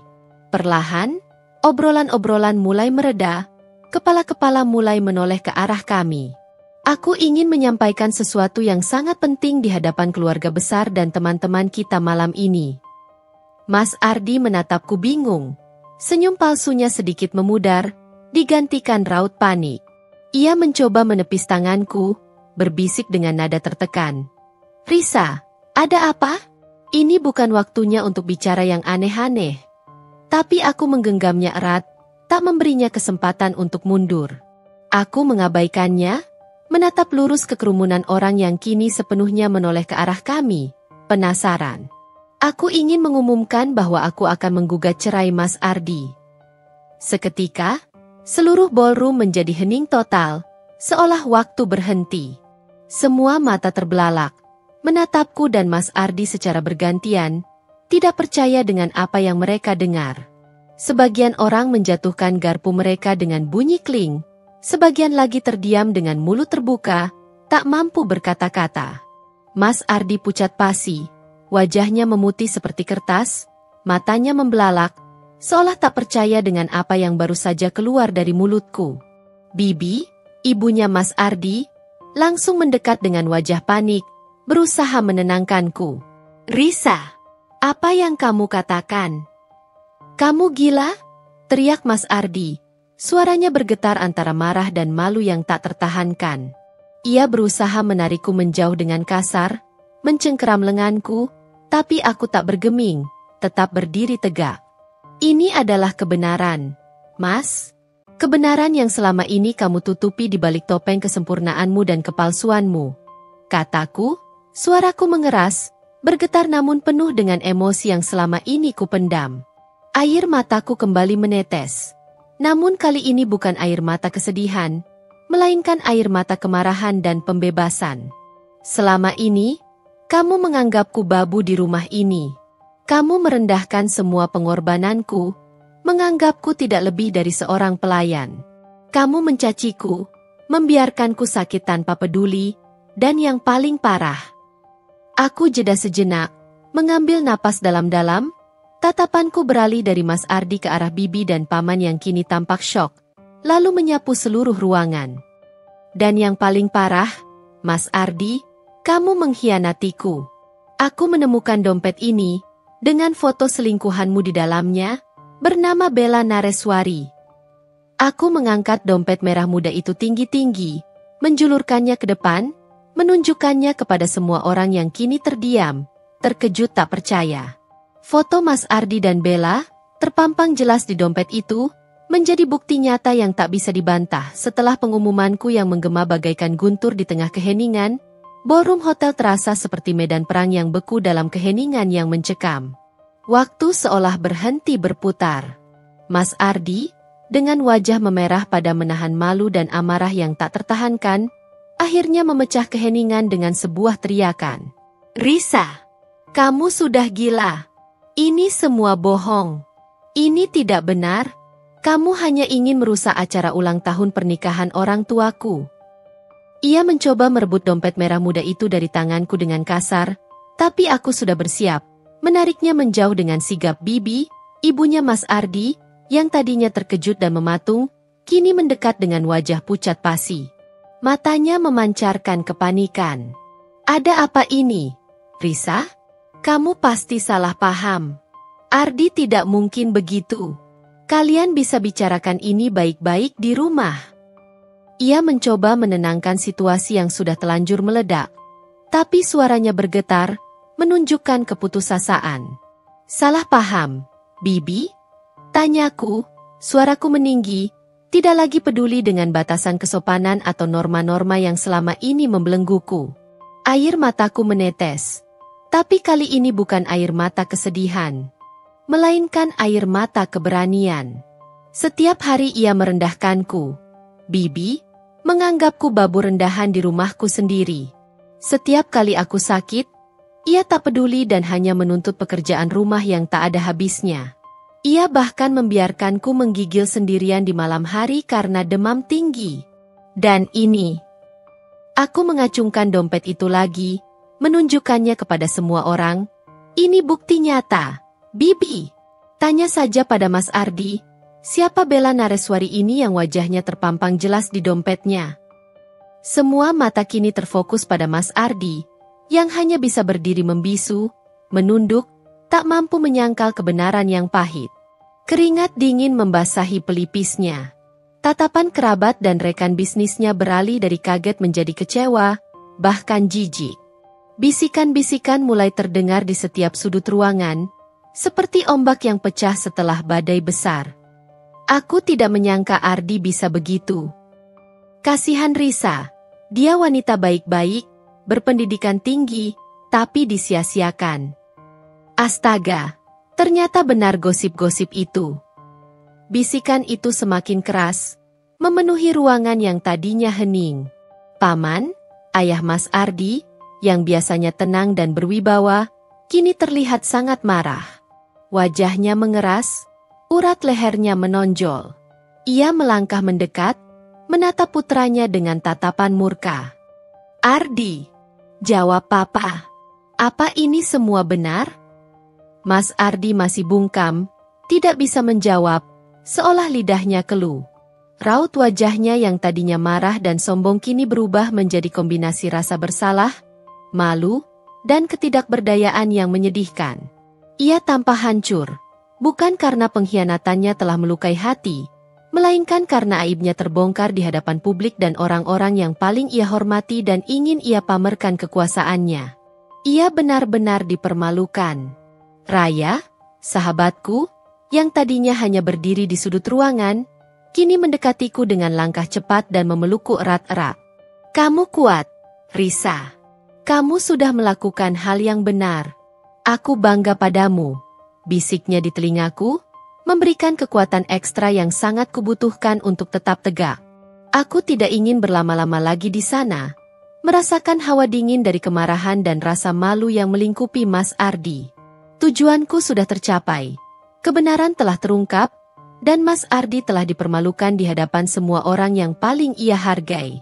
Tanpa mengucapkan sepatah kata pun lagi, aku melepaskan genggamanku dari Mas Ardi, membuang dompet merah muda itu ke lantai di dekat kakinya, berbalik, dan berjalan keluar dari ballroom yang sunyi itu. Langkahku mantap, tidak ada keraguan, tidak ada air mata kesedihan lagi. Di belakangku, kudengar suara Bibi yang histeris memanggil namaku. Disusul suara Mas Ardi yang marah bercampur putus asa, dan teriakan paman yang memaki-maki. Udara malam yang dingin menyambutku, terasa segar dan membebaskan di wajahku yang basah oleh air mata. Air mata yang kali ini adalah air mata pembebasan, bukan lagi kesedihan atau kekecewaan. Aku telah memutus rantai yang membelengguku selama ini. Aku telah berdiri tegak dan menyuarakan kebenaran yang menyakitkan. Pesta ulang tahun pernikahan itu mungkin hancur berantakan. Tapi jiwaku yang selama ini merana dan terkurung akhirnya bebas. Aku telah melewati badai terhebat dalam hidupku. Dan kini saatnya aku membangun kembali hidupku sendiri, dengan caraku sendiri. Setelah kejadian malam itu, proses perceraian berjalan relatif cepat dan lancar. Jauh lebih mudah dari yang kubayangkan. Mas Ardi, yang harga dirinya sudah hancur lebur di depan keluarga dan rekan bisnisnya yang penting, tidak banyak melawan. Ia tahu aku punya bukti valid, dompet Bella Nareswari dengan foto mereka, dan saksi dari kejadian di ballroom yang memalukan itu. Bibi dan Paman, orang tua Mas Ardi, meskipun awalnya sangat terkejut dan kecewa, akhirnya juga mendukung keputusanku setelah tahu kebenaran pahit tentang perlakuan dan perselingkuhan putra mereka. Mereka bahkan datang kepadaku secara pribadi, meminta maaf atas perlakuan buruk putra mereka, dan berharap aku bisa memulai hidup baru. Aku tidak menuntut apa-apa dari Mas Ardi, kecuali satu hal, kebebasanku. Aku tidak ingin 1 sen pun dari uang yang ia berikan atau hasil gonogini. Yang kuinginkan hanyalah terlepas dari belenggu pernikahan yang menyiksaku dan mengembalikan jiwaku yang hilang. Dengan status janda yang kini kusandang, dan hati yang terasa sangat lega, seolah beban bertonton terangkat dari pundakku, aku sepenuhnya mencurahkan diri pada bisnis jual beli mobil bekas. Aku tidak lagi harus bersembunyi, tidak lagi harus menyembunyikan setiap aktivitas dari tatapan curiga Mas Ardi. Aku bisa bekerja dengan bebas, mengalokasikan seluruh waktu dan tenagaku untuk mengembangkan usaha yang kurintis dari nol ini. Aku memperbesar skala operasional secara bertahap, mulai dari menyewa sebuah lahan kecil sebagai display sementara di pinggir jalan utama, hingga merekrut beberapa asisten muda yang energik untuk membantuku dalam urusan administrasi dan detailing mobil. Pak Budi, dengan keahliannya yang luar biasa di bidang otomotif, menjadi manajer operasional kepercayaanku. Ia membantuku menginspeksi mobil, mengurus perbaikan, dan memberikan saran-saran berharga. Aku kembali ke Raya, sahabat setiaku, dan menceritakan semua detail pengkhianatan Mas Ardi serta keberanianku yang nekat di acara keluarga itu. Raya menangis mendengarnya, lalu memelukku erat, air matanya membasahi bahuku. Kamu hebat, Risa. Sangat hebat. Aku tak pernah ragu kamu bisa bangkit, katanya tulus. Ia bahkan menawarkan diri untuk membantuku dengan strategi keuangan dan pemasaran bisnis. Dukungan tak ternilai dari Raya dan Pak Budi sangat berharga. Mereka adalah tim pendukung terbaik yang kumiliki, pilar-pilar yang membantuku berdiri tegak. Bisnisku berkembang pesat, melebihi ekspektasi. Dari penjualan 1 unit Yaris pertamaku, kini aku bisa menjual 5 hingga 10 unit mobil setiap bulan, bahkan lebih saat ada promo. Reputasiku sebagai penjual mobil bekas yang jujur, transparan, dan profesional menyebar dari mulut ke mulut.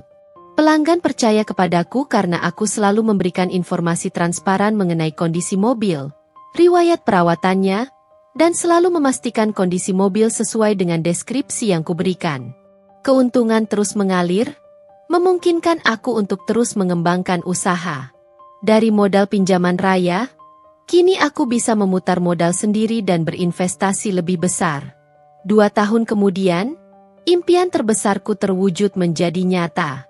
Dengan hasil keringat, kerja keras tak kenal lelah, dan tekad yang kuat, aku berhasil membeli sebidang tanah luas di lokasi sangat strategis di pusat kota dan membangun showroom mobil mewah yang megah dan modern. Namanya, Risa Auto Gallery. Ini bukan sekadar showroom mobil bekas biasa. Ini adalah sebuah galeri tempat mobil-mobil pilihan, dari berbagai segmen, yang sudah kuinspeksi dan kurestorasi dengan cermat. dipamerkan seperti karya seni berharga. Aku tidak lagi hanya menjual mobil bekas umum, aku juga menjual mobil-mobil premium bekas dengan harga yang kompetitif, serta menyediakan layanan detailing mobil kelas atas dan perawatan purna jual. Upacara pembukaan showroomku yang megah dihadiri oleh banyak orang penting, kolega bisnis baru, investor, teman-teman lama, dan tentunya, Raya hadir sebagai rekan bisnis dan sahabat yang selalu mendukung. Pak Budi berdiri di sampingku dengan wajah bangga, melihat hasil kerja keras kami. Dan yang paling mengharukan, orang tuaku juga datang, air mata kebahagiaan membasahi pipi mereka saat melihat putrinya yang dulu terpuruk kini berdiri gagah sebagai pemilik bisnis. Aku berdiri di depan showroom megah itu, menatap pelang nama, Risa Auto Gallery, yang menyala terang. Dan untuk pertama kalinya setelah sekian lama, aku merasa benar-benar utuh, berharga, dan berdaya. Aku adalah Risa yang dulu, namun dengan versi yang jauh lebih kuat, tangguh, bijaksana, dan sukses. Aku adalah wanita yang pernah dianggap babu, kini menjadi pemilik showroom mobil yang disegani. Bertahun-tahun telah berlalu sejak hari bersejarah pembukaan Risa Auto Gallery. Bisnis yang kurintis dari nol, dari balik layar laptop dan garasi teman yang sempit, kini telah tumbuh menjadi sebuah imperium kecil di industri otomotif. Cabang-cabang baru telah dibuka, bukan hanya di Jakarta, tetapi juga merambah ke beberapa kota besar lainnya di Indonesia. Aku kini dikenal luas sebagai salah satu pebisnis wanita sukses di industri yang dulu dianggap didominasi kaum pria ini. Namaku, Risa, yang dulu terbenam dalam bayangan, kini disebut dengan hormat. Aku sering diundang sebagai pembicara di berbagai seminar kewirausahaan, konferensi wanita, dan talk show televisi, berbagi kisah perjalananku yang penuh liku. Dari seorang ibu rumah tangga yang terpuruk dan direndahkan, menjadi pemilik showroom mobil mewah yang disegani. Setiap kali aku berdiri di podium, di hadapan ratusan pasang mata, aku selalu menekankan pentingnya kemandirian, ketekunan, dan keberanian untuk bangkit dari setiap keterpurukan. Pesanku selalu sama, jangan biarkan siapapun mendefinisikan nilaimu. Raya, sahabat sejati dan belahan jiwaku dalam perjuangan ini, kini menjadi Chief Financial Officer, CFO, di perusahaanku. Ia adalah pilar utamaku dalam menyusun strategi keuangan jangka panjang, mengelola investasi, dan memimpin pengembangan bisnis ke pasar yang lebih luas. Kecerdasannya, kejeliannya dalam angka, dan loyalitasnya tak ternilai harganya. Pak Budi, dengan pengalamannya yang tak lekang dimakan usia di bidang otomotif, tetap setia menjadi kepala operasional kami, memastikan setiap mobil yang masuk ke galeri kami memenuhi standar kualitas tertinggi, seolah itu adalah mobil miliknya sendiri. Ia adalah penjamin kualitas dan kepercayaan pelanggan kami. Kami adalah tim yang solid, lebih dari sekadar rekan kerja. Kami adalah keluarga yang dibangun di atas kepercayaan, visi yang sama, dan ikatan persahabatan yang kuat. Kehidupanku kini jauh berbeda, 1000 kali lipat lebih baik. Aku memiliki jadwal yang sangat padat, namun setiap detik dan setiap menitnya terasa penuh makna. Aku sering bepergian untuk urusan bisnis, mulai dari bertemu dengan klien penting, negosiasi dengan supplier mobil, hingga mengeksplorasi peluang pasar baru di kota-kota lain. Namun, di tengah semua kesibukan itu, aku selalu meluangkan waktu yang berkualitas untuk diriku sendiri dan orang-orang yang kusayangi. Aku kembali aktif di berbagai kegiatan sosial, mendonasikan sebagian keuntungan untuk yayasan wanita, dan bahkan menjadi mentor bagi para wanita muda yang ingin memulai bisnis mereka sendiri. Aku tidak lagi merasa kosong, tidak berdaya, atau takut. Aku merasa utuh, berharga, dan berdaya. Sebuah Risa yang telah menemukan kembali cahaya di dalam dirinya. Sesekali, kabar tentang Mas Ardi sampai ke telingaku melalui kerabat atau berita samar. Pernikahannya dengan Bella Nareswari rupanya tidak bertahan lama, tidak lebih dari 2 tahun. Bella, yang konon memiliki karakter sama kerasnya dengan Mas Ardi, rupanya tidak menyukai gaya hidup yang menuntut Mas Ardi sebagai raja di rumah dan tidak segan-segan meninggalkannya ketika menemukan orang lain yang lebih menarik dan mapan. Karir Mas Ardi juga meredup drastis setelah skandal yang terjadi di acara ulang tahun orang tuanya. Reputasinya hancur. Ia kesulitan mendapatkan proyek besar, dan akhirnya memutuskan untuk kembali ke kampung halaman orang tuanya, jauh dari hiruk-pikuk Jakarta. Kudengar ia kini menjalankan bisnis kecil-kecilan di sana, jauh dari kemewahan yang dulu ia banggakan. Aku tidak merasa dendam sedikit pun, hanya sebuah rasa lega yang mendalam. Benar kata orang, kebenaran selalu menemukan jalannya, dan karma bekerja pada jalurnya sendiri. Malam ini, aku duduk di teras rumah baruku, sebuah rumah minimalis modern dengan taman yang asri dan kolam ikan koi di depannya, jauh dari kenangan pahit masa lalu. Langit senja kembali membentangkan kanvas warna jingga, ungu, dan merah keemasan yang menawan. Kali ini, senja terasa berbeda, sangat berbeda. Bukan lagi saksi bisu janji-janji manis yang berujung pada penderitaan dan pengkhianatan, melainkan saksi bisu kekuatan, ketangguhan, dan pembebasan jiwaku. Setiap warna di langit senja kini mencerminkan setiap emosi yang telah kulalui, setiap rintangan yang berhasil kutaklukkan.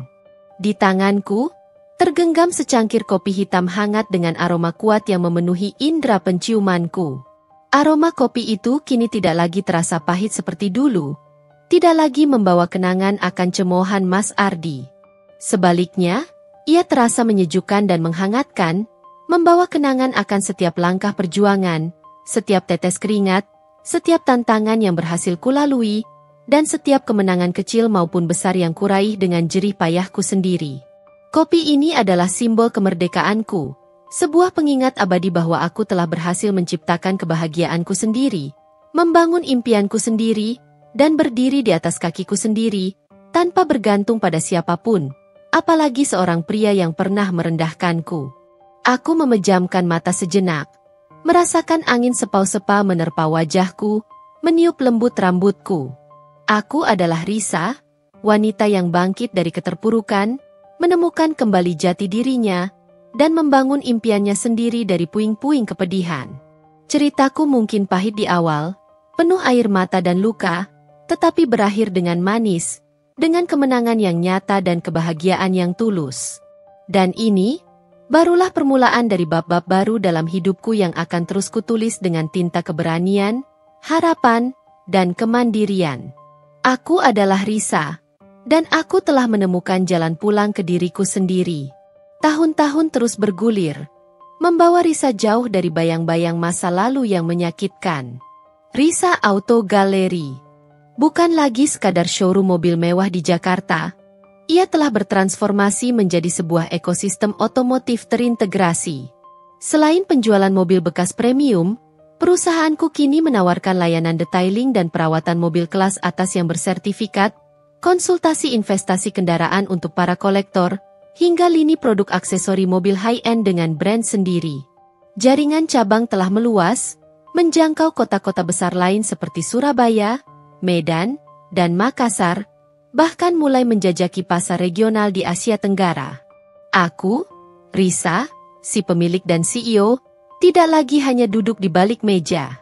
Aku sering terbang keliling dunia, menghadiri forum ekonomi global, berkolaborasi dengan brand otomotif internasional, dan menjadi wajah inspiratif bagi banyak wanita pebisnis yang ingin menembus dominasi kaum pria. Aku mendapatkan berbagai penghargaan. Namun yang paling berharga adalah pengakuan dari ribuan wanita yang terinspirasi oleh kisahku. Di tengah kesibukan yang tak pernah ada habisnya, aku menemukan keseimbangan baru yang selama ini kudambakan. Rumah minimalisku yang asri dengan desain Skandinavia modern, lengkap dengan taman zen dan kolam ikan koi di belakangnya, bukan lagi sekadar tempat singgah yang kusembunyikan, melainkan oase ketenangan dan tempatku menemukan kedamaian. Aku rutin yoga setiap pagi di teras, menyirami tanaman-tanaman langka di taman, dan meluangkan waktu berkualitas untuk membaca buku-buku filsafat dan literatur yang dulu tak sempat kubaca karena tuntutan hidup. Aku sering mengundang Raya dan Pak Budi untuk makan malam di rumahku, berbagi cerita dan tawa, merayakan setiap kemenangan kecil dan besar yang kami raih bersama. Mereka bukan hanya rekan kerja. Mereka adalah keluarga inti yang kubangun di atas pondasi kepercayaan, kasih sayang, dan saling mendukung. Ikatan kami semakin kuat seiring waktu. Terkadang, pertanyaan tentang cinta dan kemungkinan pernikahan kembali muncul dari teman-teman lama, kolega, atau bahkan dari netizen di media sosial. Aku hanya tersenyum tipis. Hatiku memang pernah hancur berkeping-keping, namun kini telah utuh kembali, bahkan lebih kuat dan bijaksana dari sebelumnya. Aku tidak lagi mencari kebahagiaan dari orang lain, karena aku telah menemukannya dalam diriku sendiri, dalam kemandirian, keberhasilan, dan makna hidup yang kubangun. Jika nanti ada seseorang yang datang, ia haruslah seseorang yang bisa melengkapi, bukan mengurangi, kehidupanku yang sudah lengkap ini. Seseorang yang menghargai keberadaanku seutuhnya, menghargai setiap perjuanganku, bukan hanya menuntut dan merendahkan seperti masa lalu. Namun, aku tidak terburu-buru. Aku menikmati setiap momen dari hidupku yang baru ini, merayakan setiap pencapaian, dan belajar dari setiap pengalaman. Aku percaya, segala sesuatu akan datang pada waktunya. Kabar tentang Mas Ardi memang masih sesekali terdengar melalui kerabat jauh atau berita samar di kota asalnya. Kudengar ia mencoba beberapa usaha lain di kampung halamannya setelah reputasinya hancur di Jakarta, mulai dari kafe kecil hingga peternakan ayam. Namun tidak ada yang benar-benar berhasil seperti yang ia harapkan. Kehidupannya jauh dari kemewahan, pengakuan, dan kekuasaan yang dulu ia dambakan. Ia menjadi sosok yang lebih tertutup dan jarang terlihat di acara-acara sosial. Aku tidak memiliki keinginan untuk bertemu dengannya, apalagi mencari tahu lebih jauh tentang kehidupannya. Bab itu sudah tertutup rapat. Lembaran itu sudah usang dan tak perlu dibuka lagi. Aku hanya berharap ia menemukan kedamaiannya sendiri, jauh dari bayang-bayang kesombongan, pengkhianatan, dan ambisi yang tidak terkendali. Setiap senja, rutinitasku tak pernah berubah. Sebuah tradisi yang kupegang teguh. Aku akan duduk di teras rumahku, menatap langit yang berubah warna, dari jingga ke ungu, lalu perlahan menghitam. Di tanganku, secangkir kopi hitam hangat, tanpa gula. Aroma kopi itu kini telah menjadi aroma kemerdekaan, aroma kebebasan yang hakiki. Setiap tegukan membawa kenangan akan Risa yang dulu, yang rapuh, terbelenggu, dan penuh air mata, dan Risa yang kini, yang berdiri tegak, mandiri, dan merdeka. Senja itu adalah cerminan perjalananku. Dulu, ia adalah akhir dari hari yang penuh derita, saksi bisu air mata yang kutumpahkan diam-diam. Kini, ia adalah awal dari kedamaian, pengingat bahwa setelah badai terhebat sekalipun, selalu ada pelangi yang indah dan harapan baru yang menanti. Aku telah menulis babak baru dalam hidupku, dengan tinta keberanian, harapan, dan tekad yang kuat. Dan cangkir kopi ini, di setiap senja, adalah pengingat bahwa aku telah berhasil menciptakan kebahagiaanku sendiri, sejati dan abadi. Aku adalah bukti bahwa seorang wanita bisa bangkit dari abu kehancuran, membangun impiannya sendiri, dan menemukan arti sejati dari kekuatan. Tahun-tahun terus bergulir, membawa Risa jauh dari bayang-bayang masa lalu yang menyakitkan. Risa Auto Gallery tidak lagi sekadar showroom mobil mewah di Jakarta. Ia telah bertransformasi menjadi sebuah ekosistem otomotif terintegrasi yang terkemuka di Indonesia. Selain penjualan mobil bekas premium yang kini merambah segmen supercar langka, perusahaanku kini menawarkan layanan detailing dan perawatan mobil kelas atas yang bersertifikat internasional, konsultasi investasi kendaraan untuk para kolektor dan pebisnis, hingga lini produk aksesori mobil high-end dengan brand sendiri yang telah diekspor ke beberapa negara tetangga. Jaringan cabang telah meluas pesat, menjangkau kota-kota besar lain seperti Surabaya, Medan, Makassar, dan bahkan tengah menjajaki pasar regional di Asia Tenggara. Aku, Risa, si pemilik dan CEO, tidak lagi hanya duduk di balik meja. Aku sering terbang keliling dunia, menghadiri forum ekonomi global, berkolaborasi dengan brand otomotif internasional, dan menjadi wajah inspiratif bagi banyak wanita pebisnis yang ingin menembus dominasi kaum pria. Aku mendapatkan berbagai penghargaan bergengsi, namun yang paling berharga adalah pengakuan tulus dan inspirasi yang kurasakan dari ribuan wanita yang terinspirasi oleh kisahku. Di tengah semua kesibukan yang tak pernah ada habisnya, jadwal padat, perjalanan bisnis, dan tanggung jawab besar, aku berhasil menemukan keseimbangan baru yang selama ini kudambakan. Rumah minimalisku yang asri dengan desain Skandinavia modern, lengkap dengan taman zen yang menenangkan dan kolam ikan koi di belakangnya, bukan lagi sekadar tempat singgah yang kusembunyikan. Ia adalah oase ketenangan dan tempatku menemukan kedamaian sejati. Aku rutin yoga setiap pagi di teras menghadap taman, menyirami tanaman-tanaman langka di taman, dan meluangkan waktu berkualitas untuk membaca buku-buku filsafat dan literatur klasik yang dulu tak sempat kubaca karena tuntutan hidup. Aku sering mengundang Raya dan Pak Budi untuk makan malam di rumahku, berbagi cerita, tawa lepas, dan merayakan setiap kemenangan kecil maupun besar yang kami raih bersama. Mereka bukan hanya rekan kerja.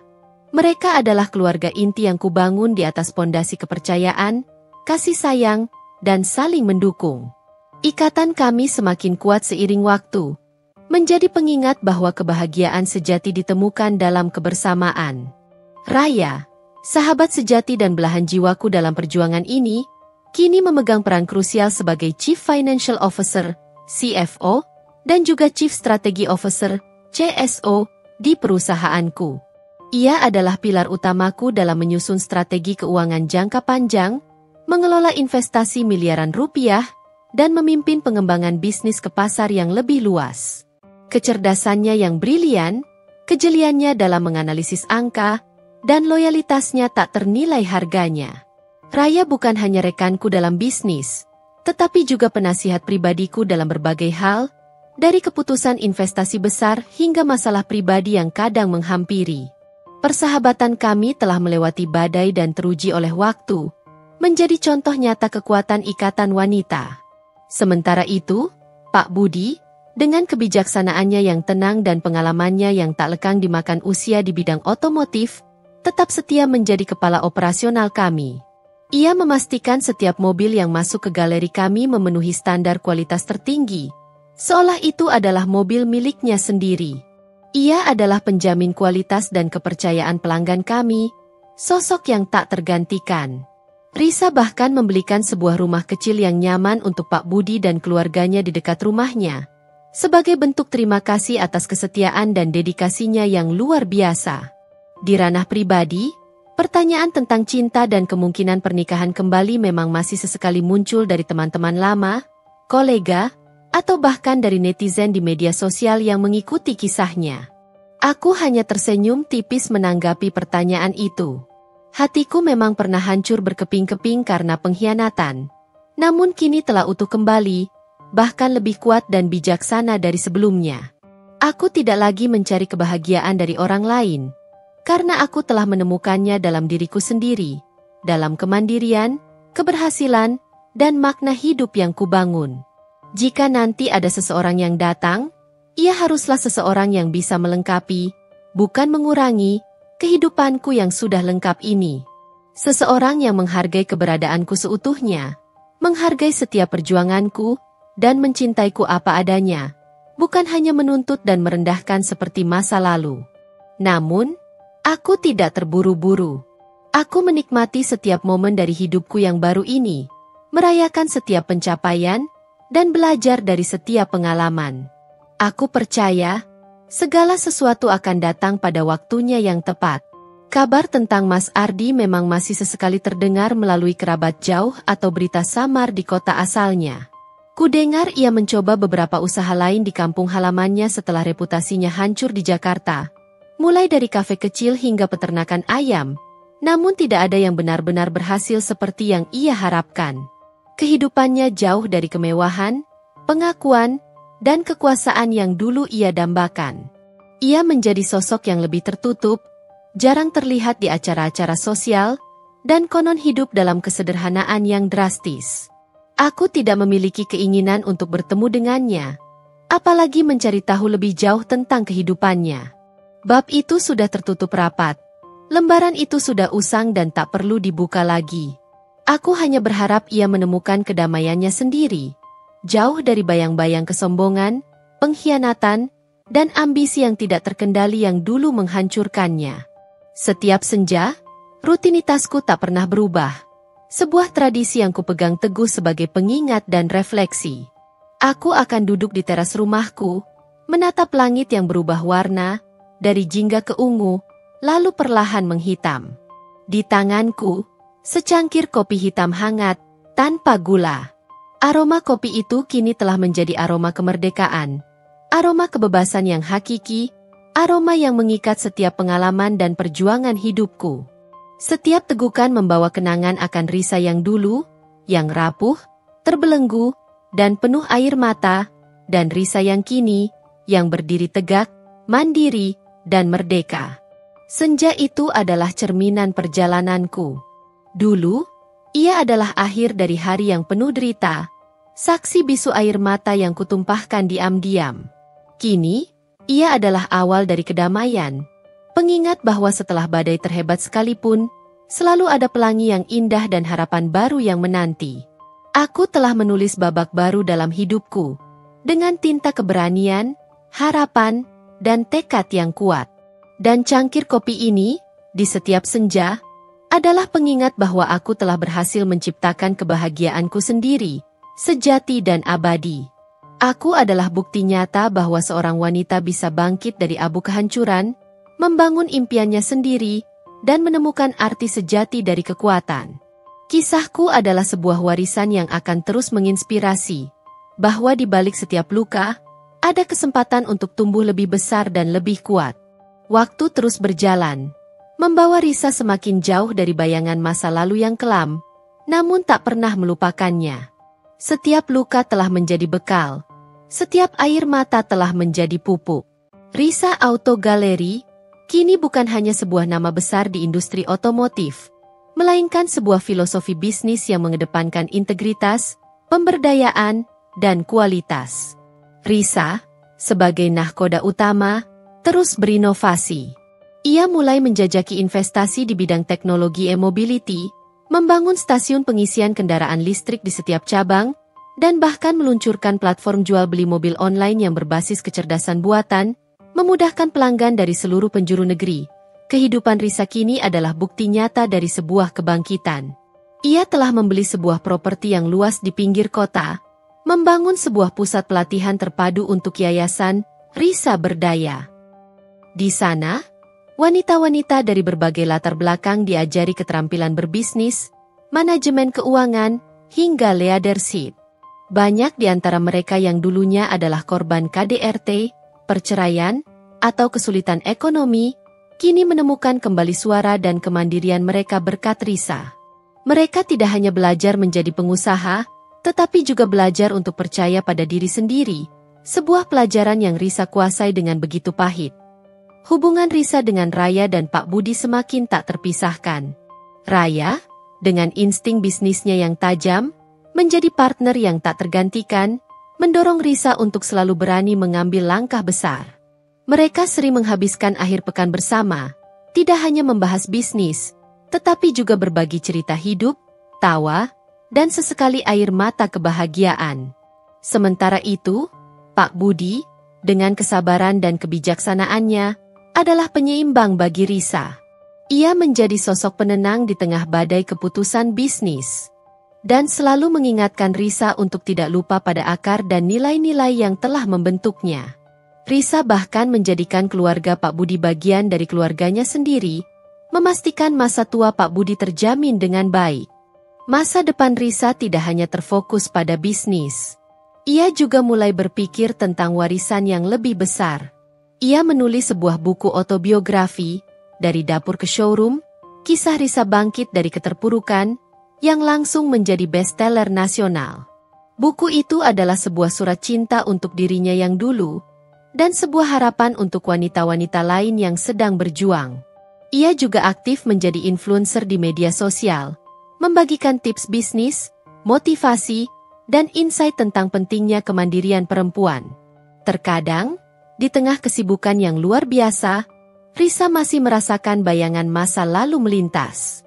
Bukan lagi sebagai luka yang menyakitkan, melainkan sebagai pengingat akan perjalanan. Ia tidak pernah melupakan siapa dirinya dulu, dan dari mana ia berasal. Itu adalah fondasi yang membuatnya menjadi Risa yang sekarang. Kuat, berdaya, dan penuh kasih. Setiap senja, rutinitas itu tetap menjadi jangkar bagi jiwanya. Ia duduk di teras, membiarkan aroma tanah basah setelah hujan sore menyegarkan pikirannya, sembari menyesap kopi hitam hangatnya.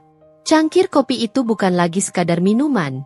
Ia adalah simbol dari kebebasan yang hakiki, sebuah pengingat bahwa setiap akhir adalah awal yang baru, dan setiap luka adalah bekal untuk terbang lebih tinggi. Langit senja membentangkan warnanya yang magis, sebuah mahakarya alam yang abadi. Risa tersenyum, senyum yang tulus, penuh syukur. Ia telah melangkah maju, merangkul masa depan yang ia ukir sendiri, dengan tangan dan hatinya.